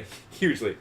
Which is why you better do that for music videos. Yeah, exactly. So like, I think that has also been reflective of his view of social decay, of this like. That stuff's fucked up, man. Like, why, like, and that there is, so, like, if I was to, I mean, it's been a consistent theme throughout Gorillaz, I guess, but it's even more pronounced now. Yeah, I think it's the most he's been open about political stuff. Like, it's been hinted in Demon Days and Plastic Beach, but I think this is the most open he's been. Yeah. That we're living in actual garbage. Yeah. I mean, not literal garbage, but like a... But it's wrong. Something is definitely wrong. Something is super wrong, and no one seems bothered by it. Yeah. Or if we are, we're kind of just talking about it, not really taking steps towards it. Exactly. Which, by the way, if you like that theme, check out Persona 5, because that might as well be the thesis statement. We know it, we just don't fucking do anything about it. Look at those taglines. We accept it. I feel good. Yeah. I'm especially thinking about the last music video that they just did for was that Saturn's Bars? I think so. Which one? Like the haunted house, right? The haunted house. Yeah, Saturn's Bars. We're in. No one's like, this place is clearly a murder palace. Yeah. And everyone's just like, nah. Yeah. I feel like that's that. And when you listen to the lyrics in Hallelujah Money and in the closing songs, you get this theme of like, oh, why is everything so horrible and no one's mad about this? Yeah. Well, when Damon Albarn was asked about the album, he said, like, to him, at least, his interpretation doing it was that it's kind of like the thing you play at the end of the world. Which some of the lyrics will make a lot more sense to me with that frame. Yeah. Because they do talk about, it's almost, some of them are almost like, they're at a party or they're talking about it. So I'm trying to think of the specific, there was a specific line that I went, I could see. Well, a lot of the interlude stuff too. Yeah. Like about the elevator and like, Yeah. And then when you look at the beautiful art that's done for the album, and when you unfold it, like a lot of that stuff looks like they're at a movie premiere in a Mad Max universe. It is a world that is done, and yet people are still pretending that everything is fine. Yeah. It's not. It's not. It's not. It really isn't. They're in the car that Bruce Willis fucked up in Stylo. And Yeah. I don't know. I think this is the least Jamie Hewlett's been involved in the album. Oh, really? I've seen, yeah. Well, I mean, like overall compared to, like the first two. I think this is the least Jamie Hewlett's been involved. I don't know, just like from what I've seen, because he's always kept the consistency with like the first two with Gorillaz, Demon Days, Plastic Beach. But I think with this one, I would argue Plastic Beach is a further deviation. Yeah, I agree. Yeah, for that, just because of how big it is. It's incredibly big for what it is. Like just orchestras and everything. So. Yeah, I agree. Just like overall, I think this is the least Jamie Hewlett's been involved on the album. I mean, because he's doing the show. Like he's doing the little miniseries. The miniseries that that's true. They're gonna be but like album itself, like I don't know. That's at least from what I can tell, is the least he's been involved. What's another thing? Let's see if I can start picking stuff. I think that the transitions are fantastic. They're always great at that. Yeah. With each song. It flows so well into each other without having to bleed songs. Yeah. Yeah. So it's kind of nuts, actually. I think what was it at first, like it felt like at first like you kind of like, oh, this is kind of all over the place, but like, and it kind of is, but the message is consistent. Yeah, that's why. It's thematically constant. Yeah, and it kind of like reflects like its theme of like it's chaotic, like it's kind of showing. Like Ascension is definitely different than Strobe Light. So yeah, it's a big change. And Hallelujah Money into Power, I think it's called, right? Or at the end is like opposite ends of the spectrum. Yeah. It's nuts. Yeah, at first I was thrown off by it, but again, listening again, like you said, it had the thematic theme going on. Like it's getting chaotic, and it's kind of like, it's uplifting, but like this little subtle like pushing down like what's happening around. It's trying to suppress what's going on. Yeah. Well, I view the last song as more of now that we know what's wrong, and we can kind of see that. Yeah. Especially with Hallelujah Money being the most heavy-handed out of all of them. We have to fight it, and the only way to fight it is as hippie like as it sounds, with like positivity or like any kind of that. So that's how I take the last song. That's why I started liking it more, because I think it has to be that. Mm-hmm. You can't just end on the depressing note, because then inaction still occurs. Because people consign themselves to, we've lost. Yeah. Well, we've lost. What's the point? Well, here's what you can do. Mm-hmm. That's why you always end with any like motivational thing or trying to convince people to do something. You always have to end with actual hard stuff that they have to do. Mm-hmm. Otherwise, they have nowhere to take those feelings. Absolutely. And they can kind of just dissipate. Yeah. I mean, it's just good writing at that point. Yeah. So. No, I think it's great. Yeah. That's why it's like a problem with a lot of early writers where they think positivity is an enemy. Yeah. Of a lot of stuff, and it has to be dark and brooding. But positivity is a tool you're supposed to use in order to finish something off. Yeah. Now, granted, it shouldn't be positive probably throughout the whole thing, other than because then it's the boring. Exact same problem. Yeah. Where just what's the point? Yeah. So you have to end it with something. The thing I remember it was Albarn was talking about writing on the album with someone who does that kind of thing. But he was talking about the themes, and they asked him like, "Oh, is this about Trump? Is the album about Trump?" And he's like, "Kind of, but not. That's way too much to his credit. Like the album is about a world where that makes sense. Yeah." A world where someone it's bigger than just one person, and that's the thing he's trying to address. Obvious, you can't just be laser focused on the one thing. Because that one thing is one thing. Singular things in anything is a product of the. It's a symptom of a bigger. I mean, it's about him. It's about Brexit. It's about so many other social. It's about what's just been going on politically in Japan. It's been going on. Everywhere. It's everywhere. The Philippines, just Jesus fucking... Yeah. Well, I mean, that's pretty much... Hallelujah Money, like, takes it home with that, where it's like... I mean, he's using an example where it's like, the worship... I mean, obviously, Hallelujah Money, the worship of money. Yeah. Like, it's all his wishes, like, if I have enough money to, like, pay for my car, if I have enough money to, like, solve my problem, like... Mm-hmm. Where it's kind of like... And that's the world we live in, where sadly, you do need money. It's why I work in a job. Yeah, exactly. You pay the mortgage, you gotta pay for the car note, like it's like that. So that's what I got, and I agree too. Where it's kind of like the result of this whole worship of he always had that opinion of materialistic. Like he never liked the whole commercial. Yeah. Like he always was vocal about that. Like if you see any, that's why his music videos are like independent. And he hasn't signed to a major label. Yeah. And people would fucking kill for that. Yeah. Like, I told you how he was offered to do Glee, like his music. And he turned him down, right? He turns down everything, like, involving like, any singing competition. Mm-hmm. And, like, being a judge. He was offered to be a judge, like, for X Factor UK, something like that. Really? Yeah, Got Talent. And he denied that. He rejected that. Yeah. He rejected, Glee. And the interviewer, I guess he was obviously trying to rile up stuff. Yeah. Trying to start something, but he was just like, Well, first of all, I hate Glee because, first of all, write your own damn songs. Make a name for yourself, because it's very misleading to have these young people just copy what they see instead of learning from what they see and making their own product of it. Yeah. So, like, that was... So, I mean, you have talked about that before. The idea that I think imitation's a necessary thing for an artist. It's a step. Especially at the beginning of any, like, artistic endeavor. Yeah. But you have to go somewhere from that. You have to find yourself. Yeah. And you can still see parts of your inspiration from that. Yeah. But overall, I have to see it's your interpretation of everything. Your foundation will always end up kind of being an aping of whatever it is you like already. Yeah. It's this weird amalgamate of like everything you love. So yeah, and in some cases it can be very like if you're a musician, like sometimes you'll end up. I don't know.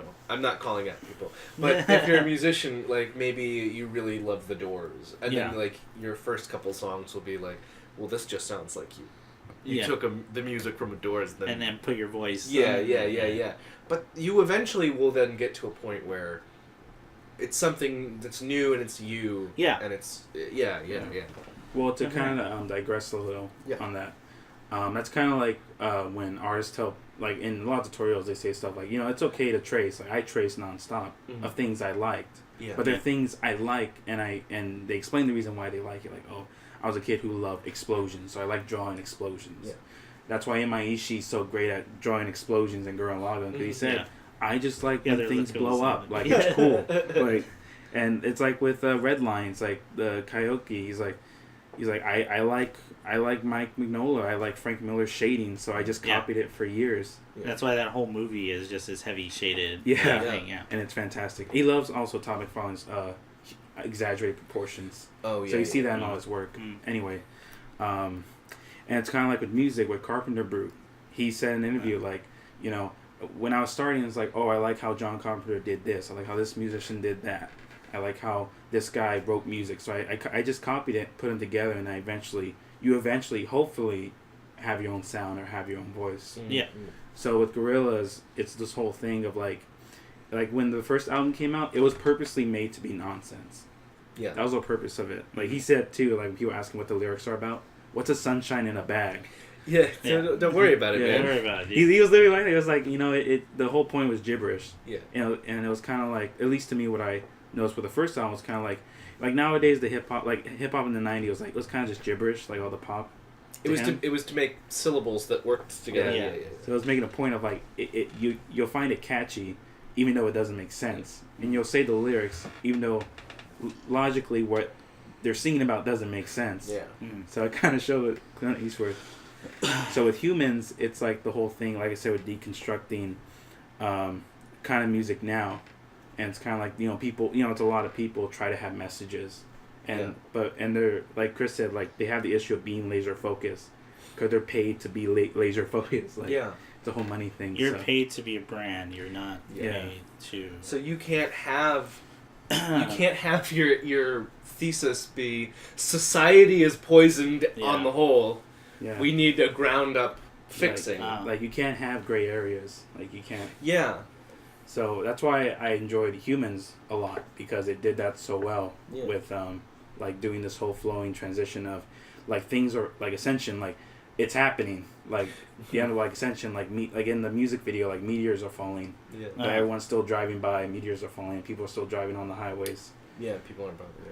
Just driving by it, and then it degrades to like Hallelujah Money, where it just exposes like everyone just worships money, like it's all like it on this like casual worship of money, and then like power, like we got the power where it's like, all right, so what do we do now? Exactly. Yeah. So that's that's what I like, that transition, that degrade. Mm-hmm.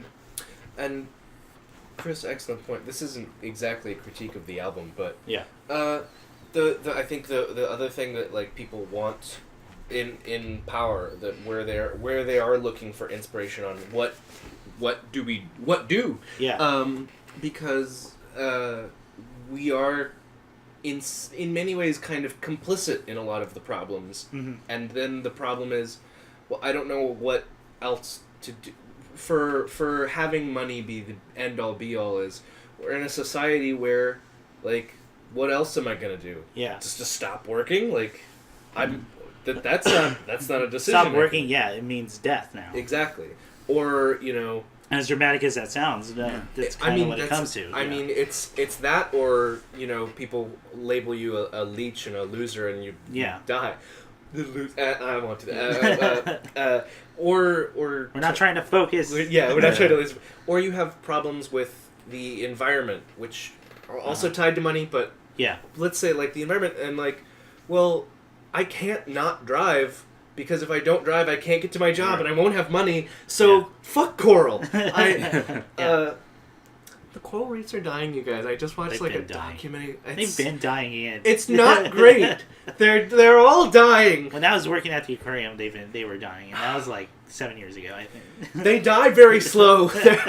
They're like the American at the end of the war film.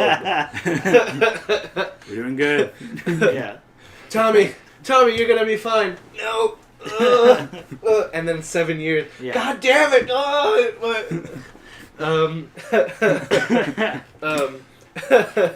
But yeah, I think that a very hard part of it is that people want to feel empowered and they want to feel like they can do something about it.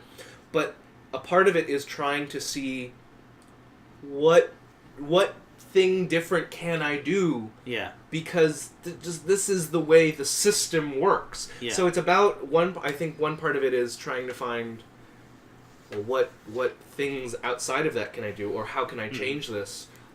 How can I be the old man who changes the system? Yeah, who changes the system. No, I was actually about to tie all there. Man, if you will like that shit, Persona 5. Persona 5.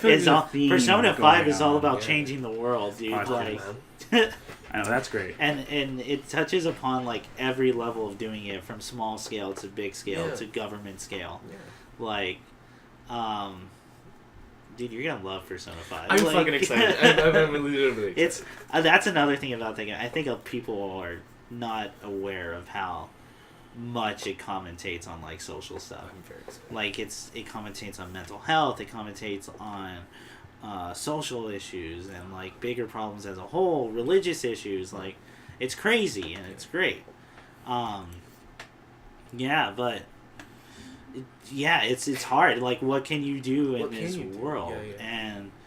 And honestly, what it comes down to is if it's just you have to make small changes. And it's literally vote with your wallet in this world. So whatever money you put out, it has to support the thing you believe in. Yeah. Like, that's why like, as pompous as it sounds to some people, like, I don't actually pirate music or anything. And part of it, well, I used to. So I used to admit. No, I'll be the first to admit. I used to. Oh boy, was I on that fucking LimeWire I stopped too. Train. Yeah. But like, I think when I started making my own content, and I went, man, it would be great if someone paid me for this stuff. Yeah. Oh, I should pay other people for the works that I like. Yeah, so I think that's why I like Bandcamp so much too, is because I know the money. They take a very small percentage, and most of it goes directly to the artist, not some label or anything. Also, why I like Patreon so much. It's such pay the artist straight there. It's just, what are you doing in this world? And you gotta, and really what it is you have to change something fundamentally, because,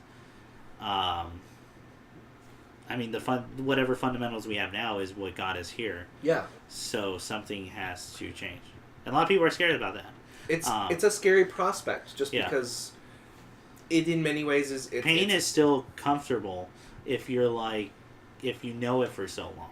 There's something comfortable about the abuse we know. Yeah. Instead of... Me and you have talked about this before, where we have personal things where we're like, we're so used to life just shitting on this kind of shittiness. Yeah, that whenever stuff goes well, we're like, we don't know what to do. I don't know what the fuck. I know, because we just have that constant fear of it's gonna go back, and I'll be ready for when it goes back. But I have no fucking idea what to do now, because we're used to that. We're used to the condition. Yeah, that's why things seem all right now to people. When it's it's terrible. Yeah, we're used to it because you're used to it. Yeah.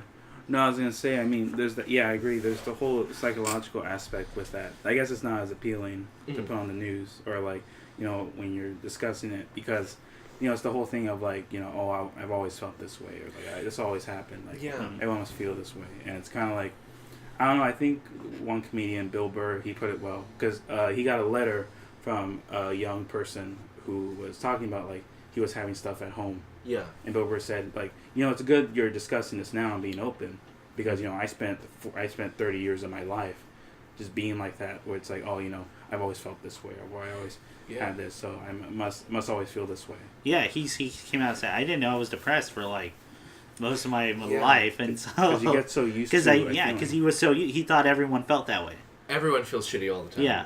Yeah. And then like it's kind of scary because like when you realize something's wrong, it's the whole fear of like, so you put yourself in, it's like, am I wrong? Like, am I the wrong one? Yeah, exactly. Because you're so... And sometimes it is. That's the worst part, is that sometimes, it is something with you, but sometimes it's also with society. Yeah. And when it's with you, it's scarier.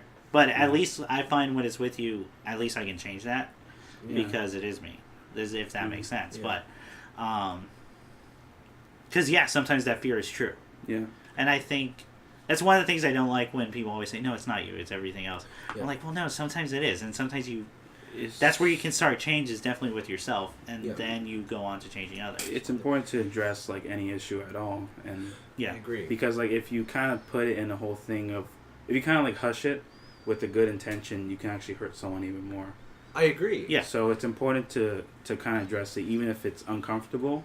It's important to address it, regardless if it's, if there's a worry of getting hurt, because it's kind of too late. I think the beautiful thing was Patton Oswalt when he was talking about his depression and things like that. And and I mean, he on top of having like a biological condition of depression, he's had lots of good reasons to be sad. He's had a lot of definitely. And then him talking about like, the more that I think he said something like depression was like mold, and talking about it was like exposing it to direct sunlight. It slowly eroded it away, and the more that I found people who would talk to me about it, and I could be frank about how it felt, the less shitty it felt, and the more I could feel it kind of like losing its hold on me.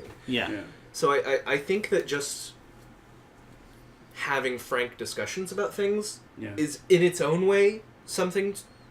Its own step. It is its own step. Is just discussion. Well, it's the whole thing of like, with anything like that, it's like the first step should, best case, the first step should be the hardest, and every other step should be less and less difficult. With that discussion, and I think with this album, it did a great job where it kind of, like I said, the whole like Ascension, everything's dropping, like the meteors are falling, but people are still driving by it, like because like they still got to get to work, like they can't let it like wrong. So I appreciate the gray areas Damon Albarn did, instead of like doing he could have just cashed in like most celebrities do in their music or in their work with things like this. But I do respect and appreciate the gray areas he went with this. I loved it. Like he didn't shove it down. He didn't shove it down. He obviously has an opinion about it, but he's not shoving it down. In respect for music, and like, so I do like that. Yeah, me too. No, yeah. What a good album! If we what a like good that. album.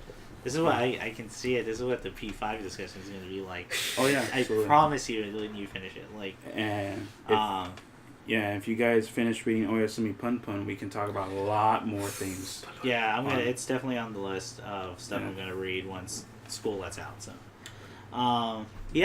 so that was Humanz. What else did I do? What's Samurai Jack? We finished. Oh yeah.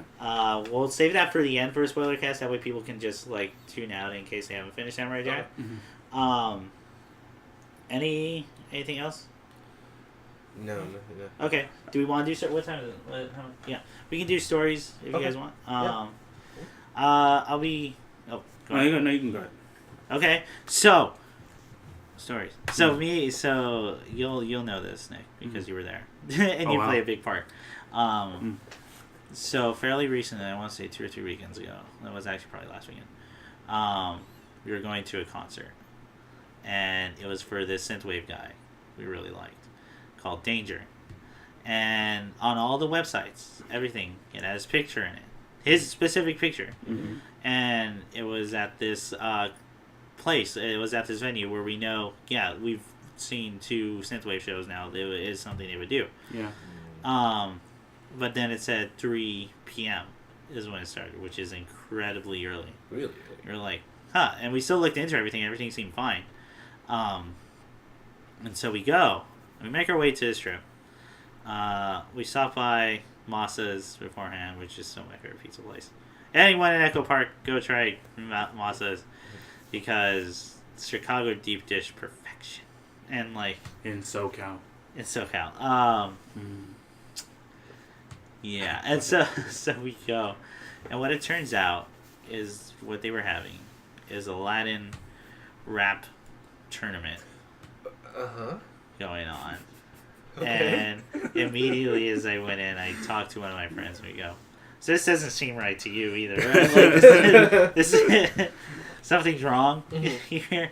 I got there like at 6 or 7 or something, and I Boy, I started sweating when we got in. And then me and my friend were doing some research, and we had to fucking dig, like, to find out what this was. Yeah.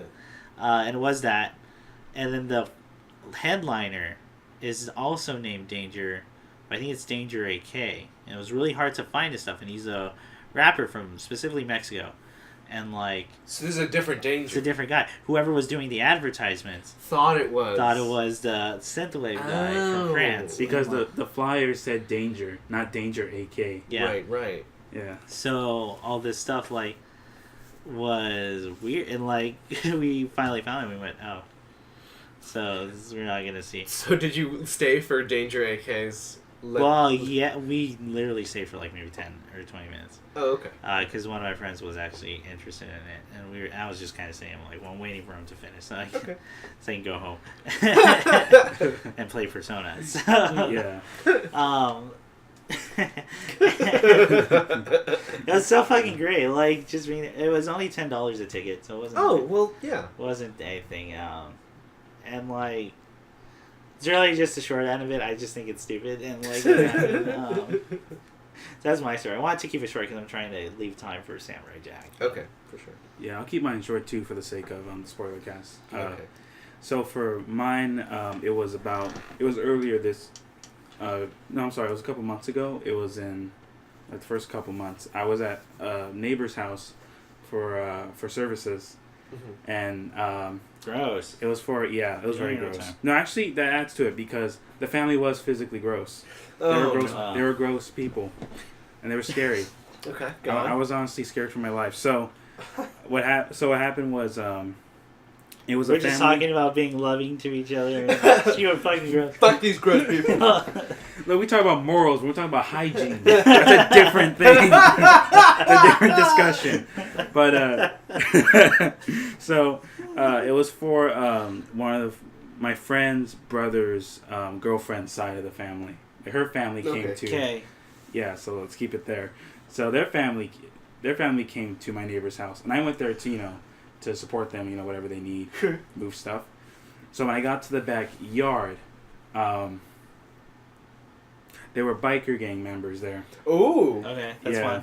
They were there. Cool. So I thought, okay, shrug it off, no biggie. Yeah, we have biker gang members in our family. It's actually something we're used to.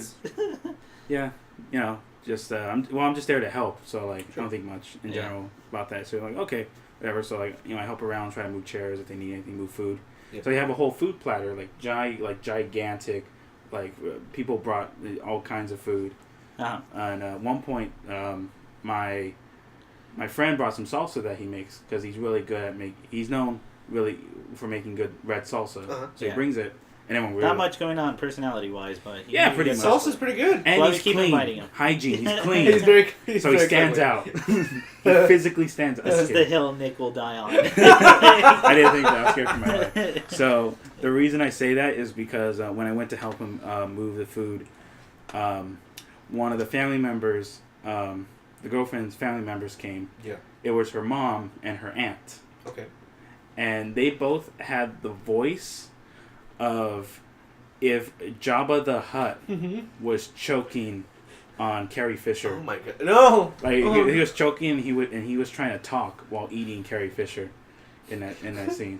So it's like, so I went and say, "Oh hi, how are you?" It's like, "Oh, it's so good to meet you." Oh Jesus Christ! Oh my god! And then like, and then you hear that sound, and like as the throat hole closes. Oh my god! I actually had to hold. I actually vomited just a little, like not enough to show it, but enough to like hold it in. Yeah. Like I have to hold it in when I the moment I was like 5 inches away from them because the smell was so bad. Oh no! Because they can tell they have decades of like a casino smoking, like chain smoking, infused into their leather folds. Yeah. Oh no! So this was like alcohol. This was like the Simpsons ants. Yeah. In real life. Yeah. Okay. Yeah. And he's asking, "How do you know him?" Oh. And I said, "Well, I'm the neighbor." "Oh, that's so nice of you to be here for your friend." And all the other family was just walking by. Yeah, I feel like I'm underplaying the voice actually because of how bad it was. And at one point, I was so thrown off by it, and I was still holding my vomit in. And then she asked me, "So who made the salsa?" And I said, "Oh, my friend did, and also your daughter helped as well." And then the aunt looked at me and said, "Oh wow, she makes good salsa for a white girl." And then she walked away. I just really it would have been funny if at some point her voice just kept getting rougher and rougher until it was nothing but just screaming. Yes, Auntie, I do think so. I don't know. I haven't seen them yet. Oh, no, face. I was waiting for that moment, honestly. But yeah, I was so thrown off, and it was such a weird experience. Like the rest of the day, I was just like goosebumps nonstop. Like I was pale. Physically pale because I didn't know what just happened. This person exists. They're real. This is real. Two of them exist. She's alive.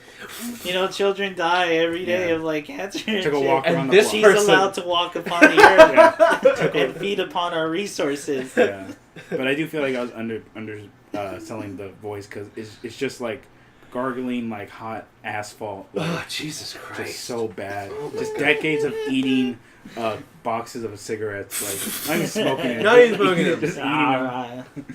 Oh my god! It's a fucking anime character. Dude, it was an experience. That's. But the salsa's good. Salsa was pretty good. Okay. Those are good. Not too spicy, but it was good. Yeah. So I'll keep my. I'll go. I'll keep my story short. Yep. I'll keep it short as I can. Usually you go after.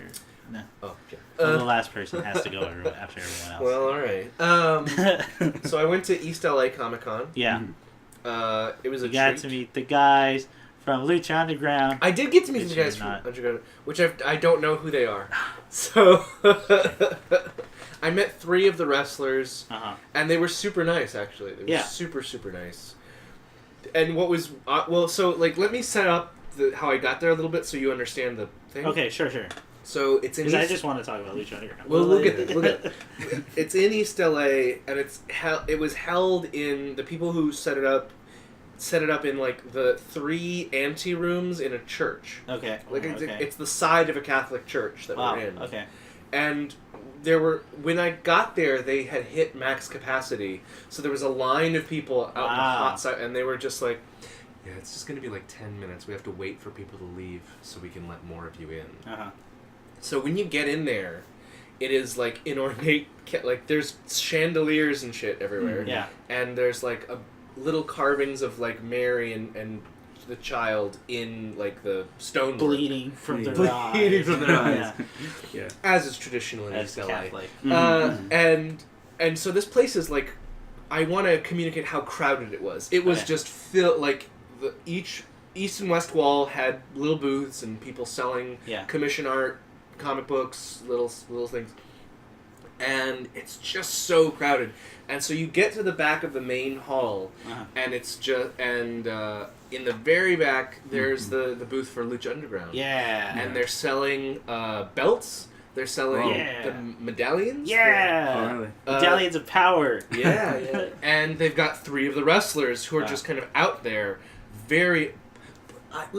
It's very hot. There's no air conditioning in this place. They're glistening. They smell like a man in a gym. Yeah. They smell like 3 men. As I want it to be like.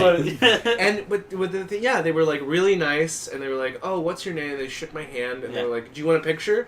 I was like, "Okay, sure." Hey, I know you're gonna love that picture, and when you start watching it more, you'll be like, "Yeah, I was a fan before I even knew what it was." I met them before I had any idea what the context was. So they were super cool. Yeah, they're very nice. And the El Rey people, they were handing out car decals, which if you want, I'll give you that. Yeah, I'll take it. Yeah, and they're giving out luggage stickers that say El Rey on them. Oh, that's cool. That's cool. Yeah. Mm-hmm. So they were super nice. It was really cool to meet them. Mm-hmm. I promise I'm going to watch that show. It's worth it. It's absolutely worth it. When I got Chris into it, it's great. I'm all in. I'm all in, dude. Oh my god. Magic is happening. I always... Magic, when my feet, the hints of, personalities taking over, and people with, split personalities. There's a monster. Yeah. There's a secret assassin being trained by a legendary wrestler. What? And she's gonna do something, and we don't know yet. Yeah, I always told Chris, anybody that wants to watch, there's a deciding episode where it's do you want to keep watching after this? Okay. So, there's, that point where it's if you like this, it'll keep going this way. Okay. If you think, this is stupid, then give up. Time to stop. Yeah. So we talked about, I think, once, or I watched the coffin match. Yeah. The coffin match is so fucking brutal for what it is. It's crazy. To me, it's insane how, they kept going with it. Yeah. So I just got to the death match. Okay. Holy fuck, dude. That man should be dead. Right? Right? I know. However, I can kind of guess how they did it. Just because there is a cut that I noticed. Well, it's not I noticed. They were like, holy shit, this is really bad. We're gonna go to commercial break. And it's okay, they're gonna switch something out. Fuck. Right? Man. It's amazing. It's exactly. There's a rock that controls people. What? And one of the characters, if she licks you, you go into this weird super state, and it's like the kiss of death for one of the wrestlers, and all the matches are super world core. There's multiple where they're jumping 2 stories, and it's crazy. Jesus Christ. All the matches are good. There was a 3-on-3 match where one of the people were on crutches, and it was. And then they turned into a ladder match, and she was still on crutches. And, that's just great. Oh my god. Well, everyone should watch Lucha Underground. Yeah, the more wrestling acts like an anime, the better. That I agree. Oh no, I 100% agree with you. The more fantasy is put into my wrestling, the better it's gonna be. So briefly, all the other things that were there. Blue Moon Movies were there. I believe that's the studio. They're the people who did the Puppet Master movies. Oh, okay. Are you familiar with these? No. I know the names, I just don't know. They're dumb B movies. Yeah. They also did a movie called Gingerbread Man with Gary Busey. Okay, that I know. Yeah. Okay, yes. Okay, yes. So they did. They did that. Were they selling Gingerbread Man? Timeless classic. No, they were selling models of the Puppet Master movies. Oh, that's kind of cool. Yeah. And you could meet this guy, and not to be this guy, but you pitched your movie to him. No, I was just it was East LA Comic Con, and so most of the people there are Latin or at least they're from LA and they're Latino, and this guy is what's this white Jew doing here? I didn't say that. But That says so much. As you being Jewish. Like, wow. I didn't come here to be reminded of this. I worked hard to blend in and not be singled out. I mean, I'm trying to live in peace and harmony with all people, but but no, yeah, he was there. The whiteys. These whites, these sneaky whites. Sneaky whites. Sneaky whites. Are they sneaking in? Yeah, fucking sneaking in to our con. To our con. To our city. In the back of this my religion. To the back of this steamy church. They also had this actor who's in the new Power Rangers, apparently the show. Yeah, he was the Red Ranger. The show or the movie? No, not the movie. The show. Oh, okay. They're still they're still doing the show. I don't know anything about. But so this guy, he's like, I'm the Red Ranger, and he's signing autographs for people who love the show. Like, I don't know enough about it. Okay. You know someone who would know about it. I'm sure. But, so this guy, he's there, and he's. I don't care enough to look it up. Right. But what was weird to me is, so there's a stack of headshots at the Power Rangers booth of a fairly handsome man in the Ranger thing. Okay, yeah. And then standing behind the booth is what I think was that person, but they were in the whole thing. Yeah. And they wouldn't take the goddamn helmet. They were in a fucking motorcycle helmet the whole time. So it's like, I don't know if that's really... Because I was there... let me make this clear. I was there for 3 hours, and he never took that hat off. I think they just got someone with a bright body type. Very sneaky. Fucking sneaky white, sneaky white. I bet he's brown.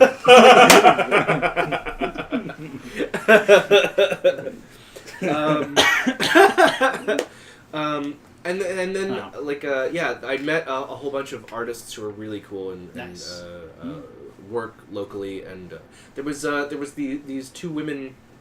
There was two women there who were colorists who worked with Mike Mignola. Oh wow!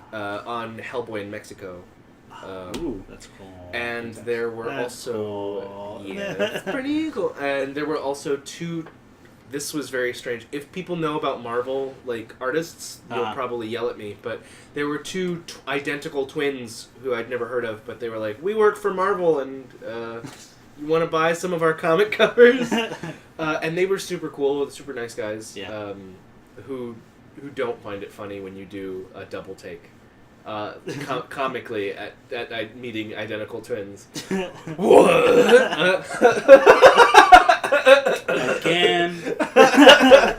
Like they act like, oh shit, does this happen to you that much? I'm so sorry. I thought. Oh, they're serious. Like they were like, yeah, that's cool. What's it feel like to have to realize your joke has been done? Has not landed or has been done a million times before. Shit, it's. I guess that's what finding out your Jim Belushi is like. It feels terrible.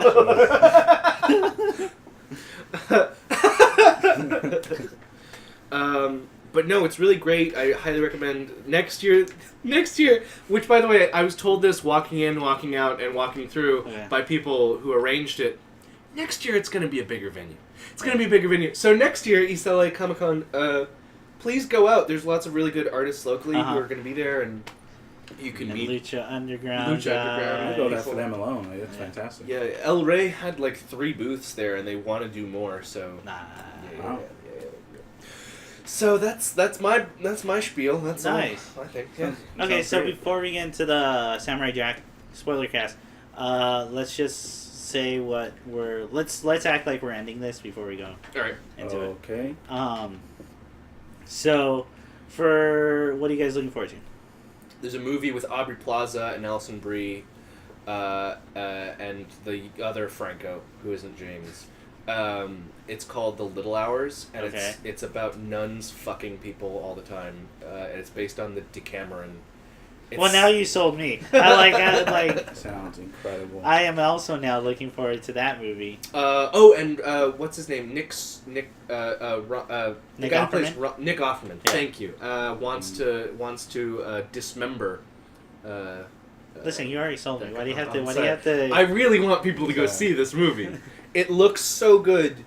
It looks so funny. And legitimately based on a Renaissance period short story. On the fucking Decameron. The Decameron, which is crazy bloody and like it's weirdly sexual and violent. Yeah. It's great. Please go watch it. Okay. Nice. Gosh, what else? I mean, those are the. Oh, there's also a horror film. I believe it's called The Void. Yeah, so that's coming back to I think Blu-ray, right? Or is it? Oh, is it already? Oh, I thought it was in theaters. Is it? It's got like. Well, that movie came out like in the 80s or like 90s. Yeah. That's an old movie, dude. It was on Netflix for a while too. Yeah. It's alright. It's like Goncha really likes it. So we're talking about the same thing. It's like people in it looks like clan hoods with black triangles on the front. Yep. Really? Yeah. I want to watch that. I've never. Looking forward to his theatrical release. If talk to Goncha about it, I think he really digs it. Well, I'll call him. I'll call him today. Yeah. So I saw that too because I kind of want to watch it in theaters as well. Looks really good. Yeah. So I'll see what goes on there. Mm-hmm. Anything else? Did you see Raw? I haven't seen Raw. I haven't seen Raw yet, but I want to watch Raw. I gotta see that. I'd intended to. Me too. Can I do one quick recommend really quick? Sure. I watched a terrible movie and I want everyone else to watch it.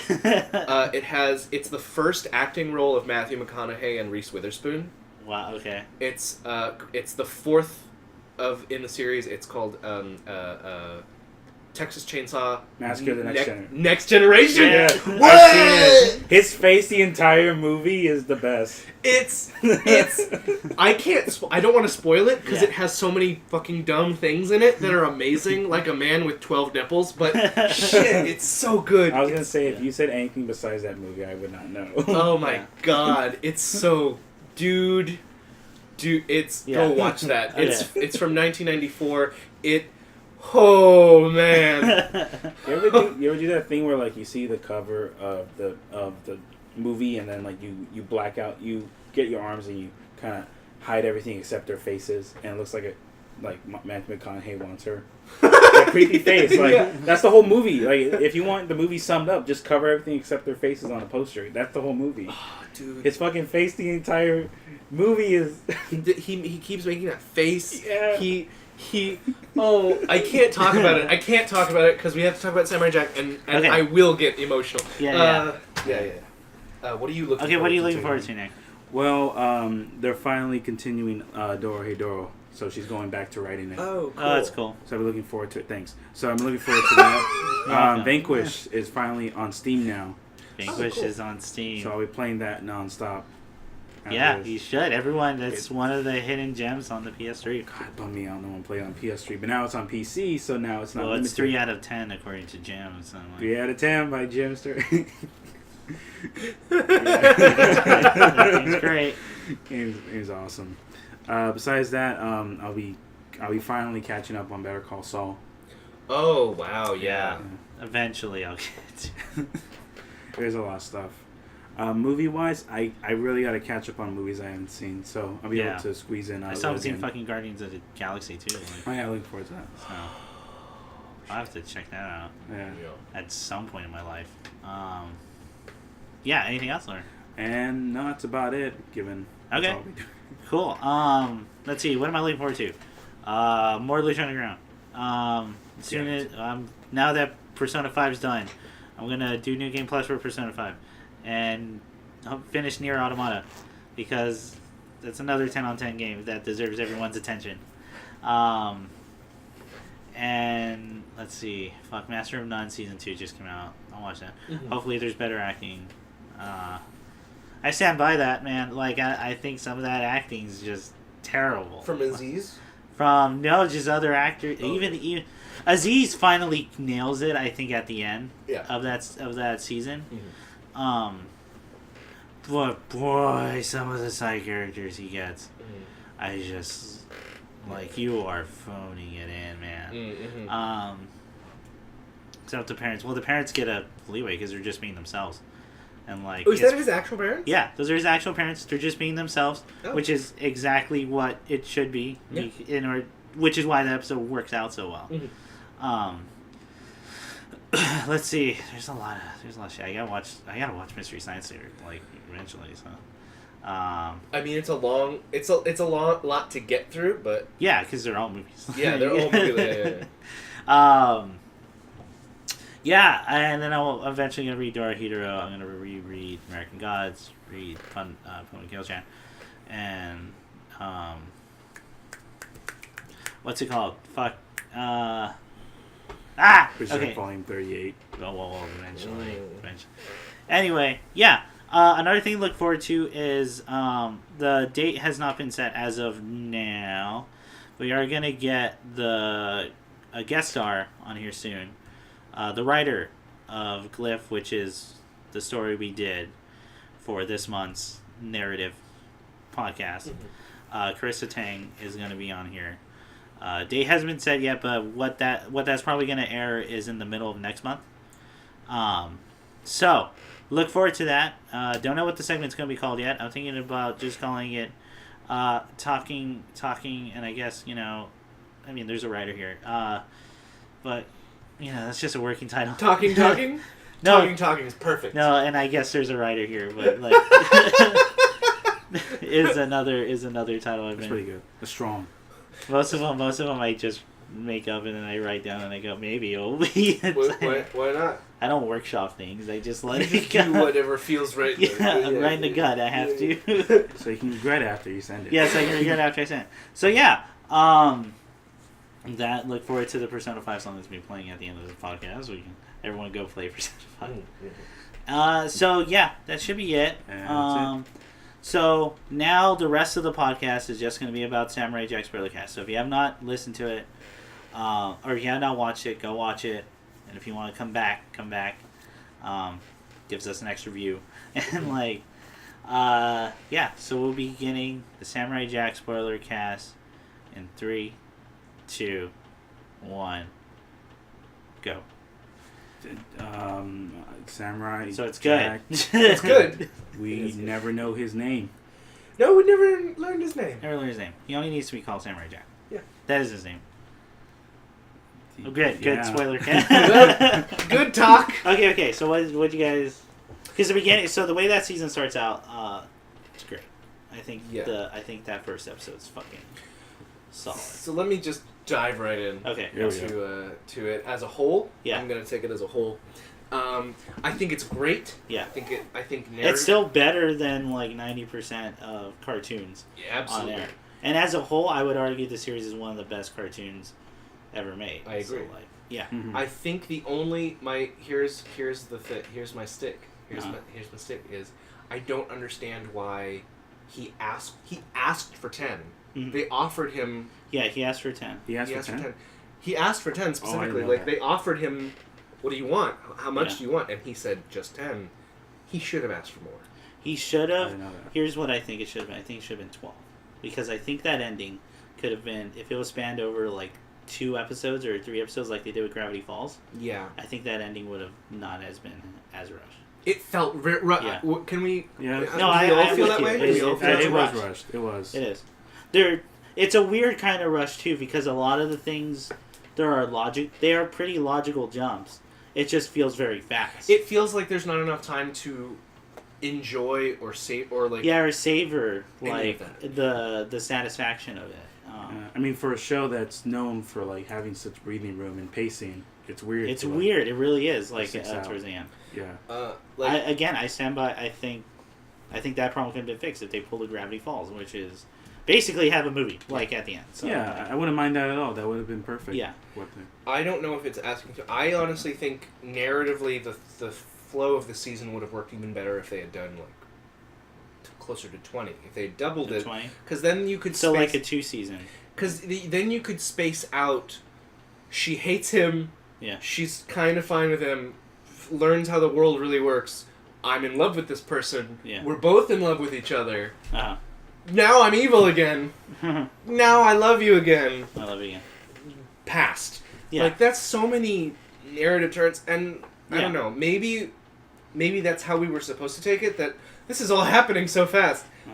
But I feel like some of those it reads off as like they're, and I guess they have every right to be considering how the show went in the past. They seemed scared that they were just going to get the hammer at any moment. Yeah. And that makes sense to me because Samurai Jack did just get the hammer out of nowhere. Yeah. When it originally ended, mm-hmm. I think there's an artist I follow named Play Grice where he's like, yeah, it's like 2 seasons put into one. Yeah. But it's weird because it's still really good. It is still really good. It's not bad. Yeah. It's really weird how good it is for what they're doing in so much time. Yeah. Yeah, like, you know, I agree. I think 20 episodes I think would have been perfect. Maybe a little less. Maybe a little less, yeah. Because it would have been also nice, so when you get to the... Because I wanted to feel that. I wanted to feel Aku's murder, like... Really enjoyed that. Yeah. You're back already! Yeah. That's a... Yeah, great. It's a great moment. Yeah, it really is. And you don't get real time to breathe it, like, to let it breathe. And then after... So, like, I think the battle with Aku, yeah, you're right, should have been really long. That should... Because it was the Gurren Lagann moment, which I don't know if you've watched it yet. You have? Yes. Okay, good. So, yeah, it is the Gurren Lagann moment at the end. Yeah. Like, 2 specifically, which is the battle and the wedding. But, and that should have been the moment where I'm jumping out of my seat. Like, fucking cheering on. Because I wanted nothing more than Samurai Jack to win. Yeah. But it's so rushed that I kind of have to keep changing emotions. Exactly. Like, in order to match with it. And, I mean, you have all these... I think that's a good example, too, is it's very short, and yet we go through so many individual moments that are very different. Yeah. Aku is confronted with every guy that Jack ever helped. Mm-hmm. Then Aku murders half of them in a moment. Yeah, in a moment. And then we have to kind of deal with, oh, well, now they're turning against each other, and they're actually fighting their, like, friends. Their comrades, yeah.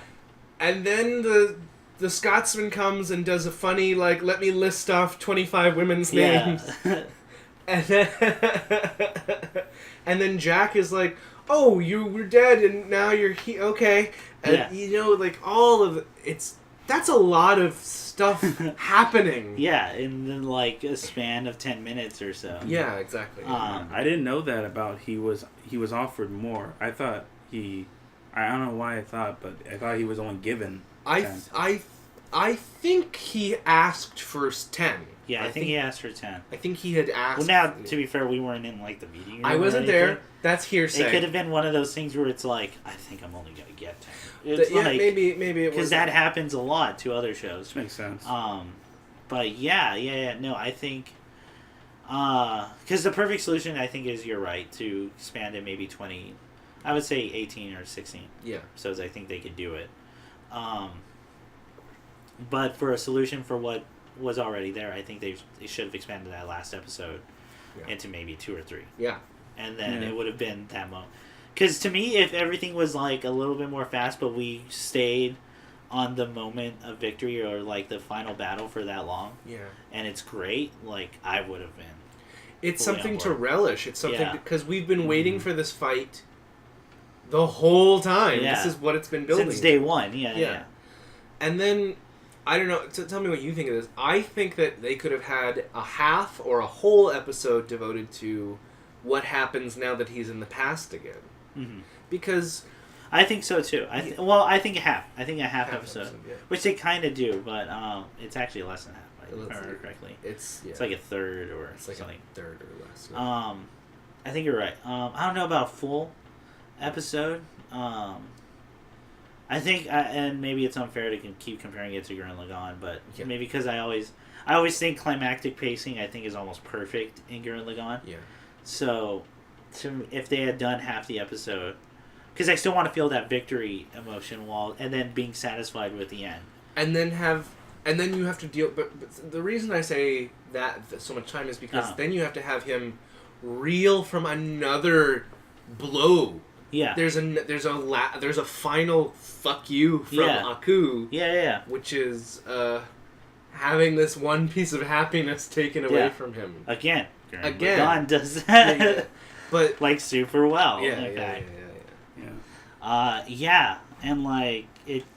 Yeah, just sitting on it maybe a little bit more. Yeah, I agree. If they took the last episode and stretched it, then like you said, like maybe 2-parter, like an hour long episode, then there would have been more breathing room for so much that happens. Yeah, exactly. All these emotional jumps. Mm-hmm. It's like I'm supposed to feel that. I'm like, well, like you're kind of like turning your head almost. Yeah.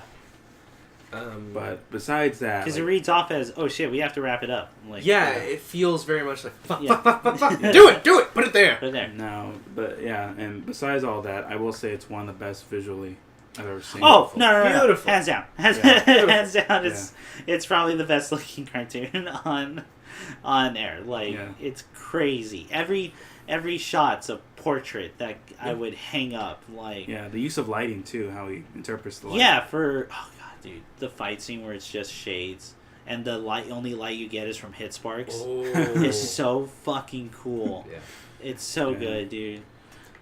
I enjoyed very much the tiger fight. Oh yeah, remember the tiger? Where they're all on the board. They all have like letters. Yeah, they're all like purposely spelling out shit. They're choreographed in. Oh no! Yeah. And there's enough of them that they can like overuse. Yeah, that's a great episode. Very sexually charged. Oh yeah. Play some Dean Martin. I was actually mad I didn't get to see him fuck. No, you heard some breathing after the credits. You heard some breathing. I actually would have loved if what I wanted is when they're making out of that bug goo, we come back next episode and they have already like fucked and everything. Oh yeah. I would have liked that. That would have been. Yeah, you would. Why? Because to me, and like a lot of people were like, "Well, I don't want it to," and to me, I was like, "No, it makes perfect sense." The man's like 80 years old. Why he hasn't been with anyone in a while. He actually genuinely likes this person. The other person genuinely likes them, and there's already tension going on there. Yeah. They both know it. Okay. But this fight and almost dying is the release of tension and cutting. Yeah. So of course that would lead to that. Yeah. Like, to me, it makes perfect sense. Yeah, the closest he got to a relationship before was Aku. Yeah. So a man who's 80 years old, come on, like that's the most consistent relationship he's had. Yeah. Like, come on, he's over 80 years old in a 20-year-old body. Like, I mean, yeah. I mean, come on, guys. Yeah. Don't act surprised. Don't act. But no, it's beautifully done. It's that last shot is visually, like I need a painting of that somewhere. And someone pointed out this to me. I don't know if you've seen this. Is that looks like her hair? Kind of looks like her hair. Oh yeah. The tree kind of looks like her. Is that the shot? The final shot of him from behind is actually the reverse shot from the exact spot he was in the pilot when we first saw him as a little boy. Yeah. That's fucking cool. That's really good. Just the all tying back together. Yeah. It's the end of a journey, is like what that is. Yeah. It's crazy. Yeah, I had almost forgot about all his trainers too. Like when they show up. The guy England, Africa, fucking Robin Hood, and there's a guy from Africa. Vikings. Yeah. No, yeah, dude. Overall, that show's still one of the best cartoons out there. Well done. It's just, that ending was rushed. Oh, yeah, what about the Guardian? He's dead. Yeah, the Guardian's dead, apparently. I kind of like that we just find the scraps, his glasses. And we're like, oh, fuck, like, something. And Samurai Jack's really good at doing that, where you're just in an environment, and, like, obviously something happened here, but that was a long time ago. Very long. And that's awesome to me. I fucking love that in world building, where it's like the remnants of a fight or like something. Yeah, Samurai. Yeah, we get to meet him. The jump backs were really good. That episode was great. The all the friends coming back. Yeah. All the people he helps sing his legacy. Oh, Dimungo. Dude, Dimungo. Oh yeah, I loved it because when Dimungo came, like that's the only time you see him. Like he just comes to the door and he's like, "I have returned." Yeah. It seems I've gone to the wrong place. There's no one who's alive. Yeah, that remembers Dimungo. Fix coming through. I did better before, but like I'm tired. Oh my god! Because I did the gargle voice. You did that. Hurts. You did that voice so much. The gargle voice, like it damaged my throat, honestly. And I like too how when in that episode when they're all telling stories about him, the art style changes to match the characters each time. No, I really like that. I really like because it's so interesting to me because he is an 100-year-old man. And it's 100 years, right? Yeah. It's been 50 years. 50 years. And then he was 20 before that, so he's 80. 70. Yeah. But he's still 20, like in a 20 by. Yeah. That's just enough time for the legend to start coming to formation. Mm-hmm. And, like, people got old. People had families. Villages, like, re-upstarted. Statues were erected. Like, it's cool to see his legacy, to see that his journey bears fruit now. Yeah. And it has changed the world. Even if he himself does not feel that because he hasn't accomplished his goal. It's, like, a very interesting thing to me. And, like, it's the thing that changes Kashi, of course. Plus, all the art style changes were fucking on point. With beautiful. Even the Wesley Snipes. The Wesley Snipes one was my favorite. I think they nailed the art and the lettering for that, like, super well. The art, let alone in the snowy sections. Yeah. That was... so good. He's just in negative space. Yeah, he's in negative space at that point. And it's fucking... Or when he's in the cave hiding when the wolf comes, the whole wolf story. The whole wolf thing's awesome. That's beautiful. It's beautiful. See, they took the right amount of time with that. With the whole wolf arc, I think. Great, felt perfect. Yeah. And it should have been like that for like... Should have been like that for especially towards the end. Yeah. For more characters. I feel like there should have also been... Again, it's all about pacing. Yeah. I feel like the pacing is what we've come back on. Ending, like we said, I think that period from them both on the island to her really coming to trust in him could have been longer. It could have been a little longer. Well, it's the whole thing of, like, it's great stuff that should have just been, like, able to breathe. Yeah, that's really it. But, I mean, literally, I can't think of anything else that's a wrong. critique. Yeah. Everything else is fantastic. Yeah, Scaramouche. He's great. No, he's Tom Kenny killed him. Great. And then that, like, weird dick joke out of nowhere. They just wanted to, like, yes, we did a dick. We know. We did a dick joke. It's Adult Swim. So apparently, that's what we've been waiting for. Yeah. That's all we wanted. Billy West shows up doing a Zoidberg impression for all those. It's only like 2 lines. I noticed. I do remember and then they have Joe DiMaggio doing the dog, which he did before. Yes, which he did before. Yeah. And that's great. He's old, and I love it. They're both old. They're all... One of my favorite things in life is just to see characters grow old. Like, characters start off young that I really love, and then to see them where they're at when they're older. That I think has always been something I praised. Venture Brothers for. Yeah. That they are getting older. They're growing up, and like they're different people now. Yeah. And like seeing the Wesley Snipes guy. I always call him Wesley Snipes guy. Samurai. Just old as fuck. Yeah. Like behind the bar. What's that? Yeah. Speak up. I just love it. I don't know. I just like that he's still at the bar. He still works at that bar. that he runs it now. Like fuck a job. Whack a hack. I mean, it's one thing I wanted to ask you guys about was the opening for the last episode. Okay. Wherein, within the universe, Aku... That's awesome to me. ...gives the Aku Dude, I got monologue. goosebumps. Yeah. Like, I got goosebumps watching it, because it was... Again, I keep bringing it back to Gurren Lagann, but it was me going, they're gonna do it. Like, they're bringing everything back, and, like, it's gonna... This is the end. And then, that part, I think, had the perfect amount of time to read that. But then it got, rushed towards the end. Yeah. But yeah, the fact that you're starting off the last thing with the very first thing you see is like amazing to me. Yeah. Oh yeah. And just seeing the world react too. And seeing the world being a reflection of us. Yeah. That they're all watching it on their TVs. Like, yeah. What's gonna happen? What's gonna happen? What is gonna happen to our hero? Yeah. It's great. Well, if we really want to get cheesy, we can say the people coming to save them is us rallying to save the show. No, but that's stupid. I'm like reaching for that one. No, I don't. I think that's totally a valid maybe because you're right. I think the TV thing is supposed to be framing it as they are us. Yeah, for sure. Okay, but yeah, no, that moment, like, what a strong start. Yeah, was what was like immediately playing in my head. So I was like, how are they going to begin it? Is it just going to be, are they going to be there? And like, no, they're starting with the monologue. Like, It's fucking great. That was great. It's fantastic. Aku as a therapist. Oh, who is him?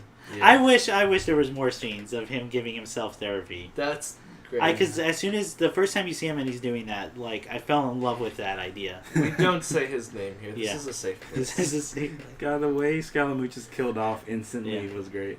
Oh my god. And plus, there was hints at the idea of him going, yeah, I don't know if I'm, like, so into this anymore. Yeah. Because, like, This isn't fun anymore. This is so long. This is a hollow victory. Yeah. Like, Yeah. I like that. I like the idea of him also growing old and tired. And getting kind of done. Yeah. Well, I had it. Yeah.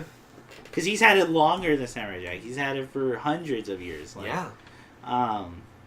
Yeah, I wish there was more stuff with that. I would have killed for therapy sessions with Aku. That would have been That's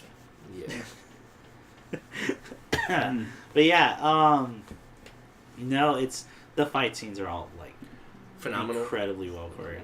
Again, the one where it's just hit sparks. Oh yeah, is fucking awesome. The one in snow where you actually don't know what they're running on, and then whenever it's revealed, it's like a big part of like that fight. Yeah, is fucking great. Yeah, it's. I still stand by it. It's still one of the best cartoons like made. Yeah, it's crazy. Yeah. So I'd recommend. If anyone's still listening to this and they haven't watched it, which is weird. You're garbage. Yeah, why would you listen to? Watch that entire series, because the entire series, if you watch as a whole, it's fucking great. Yeah, it's amazing. Cool. Anything else? It was. I mean, besides we already talked about the ending, but besides everything else, it was fantastic. It was a fantastic ride. Yeah, it really was. Yeah. Now, hopefully, they'll do it with Megas XLR, but I don't think I'll ever get. Oh, I was gonna say Megas XLR was not nearly as popular as Samurai Jack. I was gonna say Symbiotic Titan, who was also made by Gendy. So I watched that. That was great. It was. I've never seen it. I've only heard good things about it. It's great. Everyone says good. Yeah, Brian Posehn's in it. What? He plays the big nerdy robot. What? So his whole thing is great. I'll just say, because it's the first thing that happens to him. Like, his whole thing is like he's a big nerdy cyborg, like bionic. Oh my god. But he's just like a big giant nerd. And the hottest chick, the most attractive, like popular girl in the high school they go to, she tries to hit on him, but he rejects because he's a robot. he's all he's in his head, so he's like, robots have to be serious. Like, we can't have emotions. So it's great, like, seeing him like have more emotions. That's fantastic. I'll try and watch it and then be sad that there's nothing left. Nope, that's it. It's like Motor City. That's it. That's it. Do you know what they were gonna do for the next season of Motor City? I don't. We were at the panel when they revealed it. Yeah. So it turns out the company was more supposed to be like Apple, and it's like control over everything. And one of the characters was like born from a product. That was it. Like, it was just really metal. Like, that sounds really fucked up description. I don't remember everything you said. I should have recorded it. Yeah. All I remember is that they talked about how season 3 of Motor City was them leaving Motor City into its post-apocalyptic. And the rest of it was going to be them, like, adjusting to that that world. Yeah. Like this desert. It was literally going to be them leaving Mega City 1. Like, yeah. That sounds fucking amazing. Yeah. Got canceled. Got canceled, though. If anyone has $10 million to buy the rights, let us know. They'll do that one day with Megas XLR. It'll happen. Shut up. Yeah. I love when they were emphasizing that during the whole panel. People were asking when's Motor City. It's like, well, if anybody has $10 million right now to have, like, to get us the rights, like, let us know. They do like a crowdfunding. Let us know. We'll do it. I mean, yeah, they can do it. 10,000? Yeah. 10 million. 10 million. 10 million? Oh. Yeah. See. For rights. For rights. Just the rights. Yeah. Not even to make the show. No, just the rights. Because Disney owns it. Disney. Fuck. Need that cash. You can't. No, you can't beat Disney, man. No, at money. You can't beat them at money, dude. They own all the money. They own all of it. All of it. Hallelujah. They own that Marvel money. They got that Star Wars money. Yeah, Star Wars money.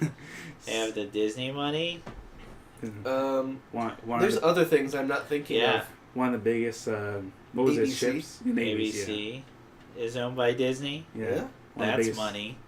They own the Muppets. They own the Muppets. They own Jim Henson. They own his body. Stuff. That's money. Dark Crystal shows coming out. That will make money. That'll be money. Yeah. Oh man, and I think they have like a partial stock in Netflix too. So yeah, and a part of Netflix. That's how it always starts. That's electronic money, streaming money. Well, they are part of the military. Who bought Netflix? I don't think that's true, but who bought Netflix? Yeah, there was like a big thing about Netflix being bought. Oh, I'll have to look into that. I'm not sure. Yeah, that's actually your first time hearing about it. Because Amazon bought Twitch, so. Mm-hmm. I know everyone. That's streaming money. They got that streaming money. I know everyone's really upset because the Get Down isn't going to come back. They've not renewed it for another season. Have you heard about this? No, I didn't because I haven't watched Get Down yet. That was something that I was going to watch. Can I tell you? I watched it. Season 1 is amazing. It's good? Okay, good. Season 1, it's fantastic. Yeah? Alright. And then, Season 2 also happened. Uh-huh. Then it's canceled. Oh, no. Yeah. Should I just watch Season 1? Maybe just watch Season 1 and love it the way it was. And just be happy. Just be happy, yeah, for what it was. It's, what's it called? True Detective? It's a True Detective! Thing? Okay. Yeah. Because... this is going long. I'm sorry. Yeah. But quickly. Okay. Season 2, like, my favorite character was Jaden Smith. Okay. He plays a graffiti artist, and he's awesome. I loved his character. And they couldn't get him back for Season 2 for a lot of shooting. Like, he came, but he was busy with something, I guess. So, he's limited. So they shot all of his shit first. Then they started this new thing where like whole sections of the show were animated in his graffiti style, and then they just had him do voiceover work for the scenes that they couldn't get him in. That's a cool idea, but it sticks, like it really sticks out, and it's like, well, this shit's fucking different. Yeah. Okay. And I don't know. Yeah. Okay. Wow. Okay. I mean, eventually. Which one's Get Down? The Get Down, it's about like how hip hop kind of was born out of the death of disco. Yeah, oh, that one, yeah. Yeah. It's really well shot. So do you get Rapper's Delight? Like, yeah. I want all 15 minutes of it. I don't want none of this hackney bullshit where they only give one of the rappers monologues. No. I want all of them. All of them, man. Yeah, Samurai Jack was good. Samurai Jack's really good. Samurai Jack's really good. Everybody go watch it. That's it. Bye. It's over.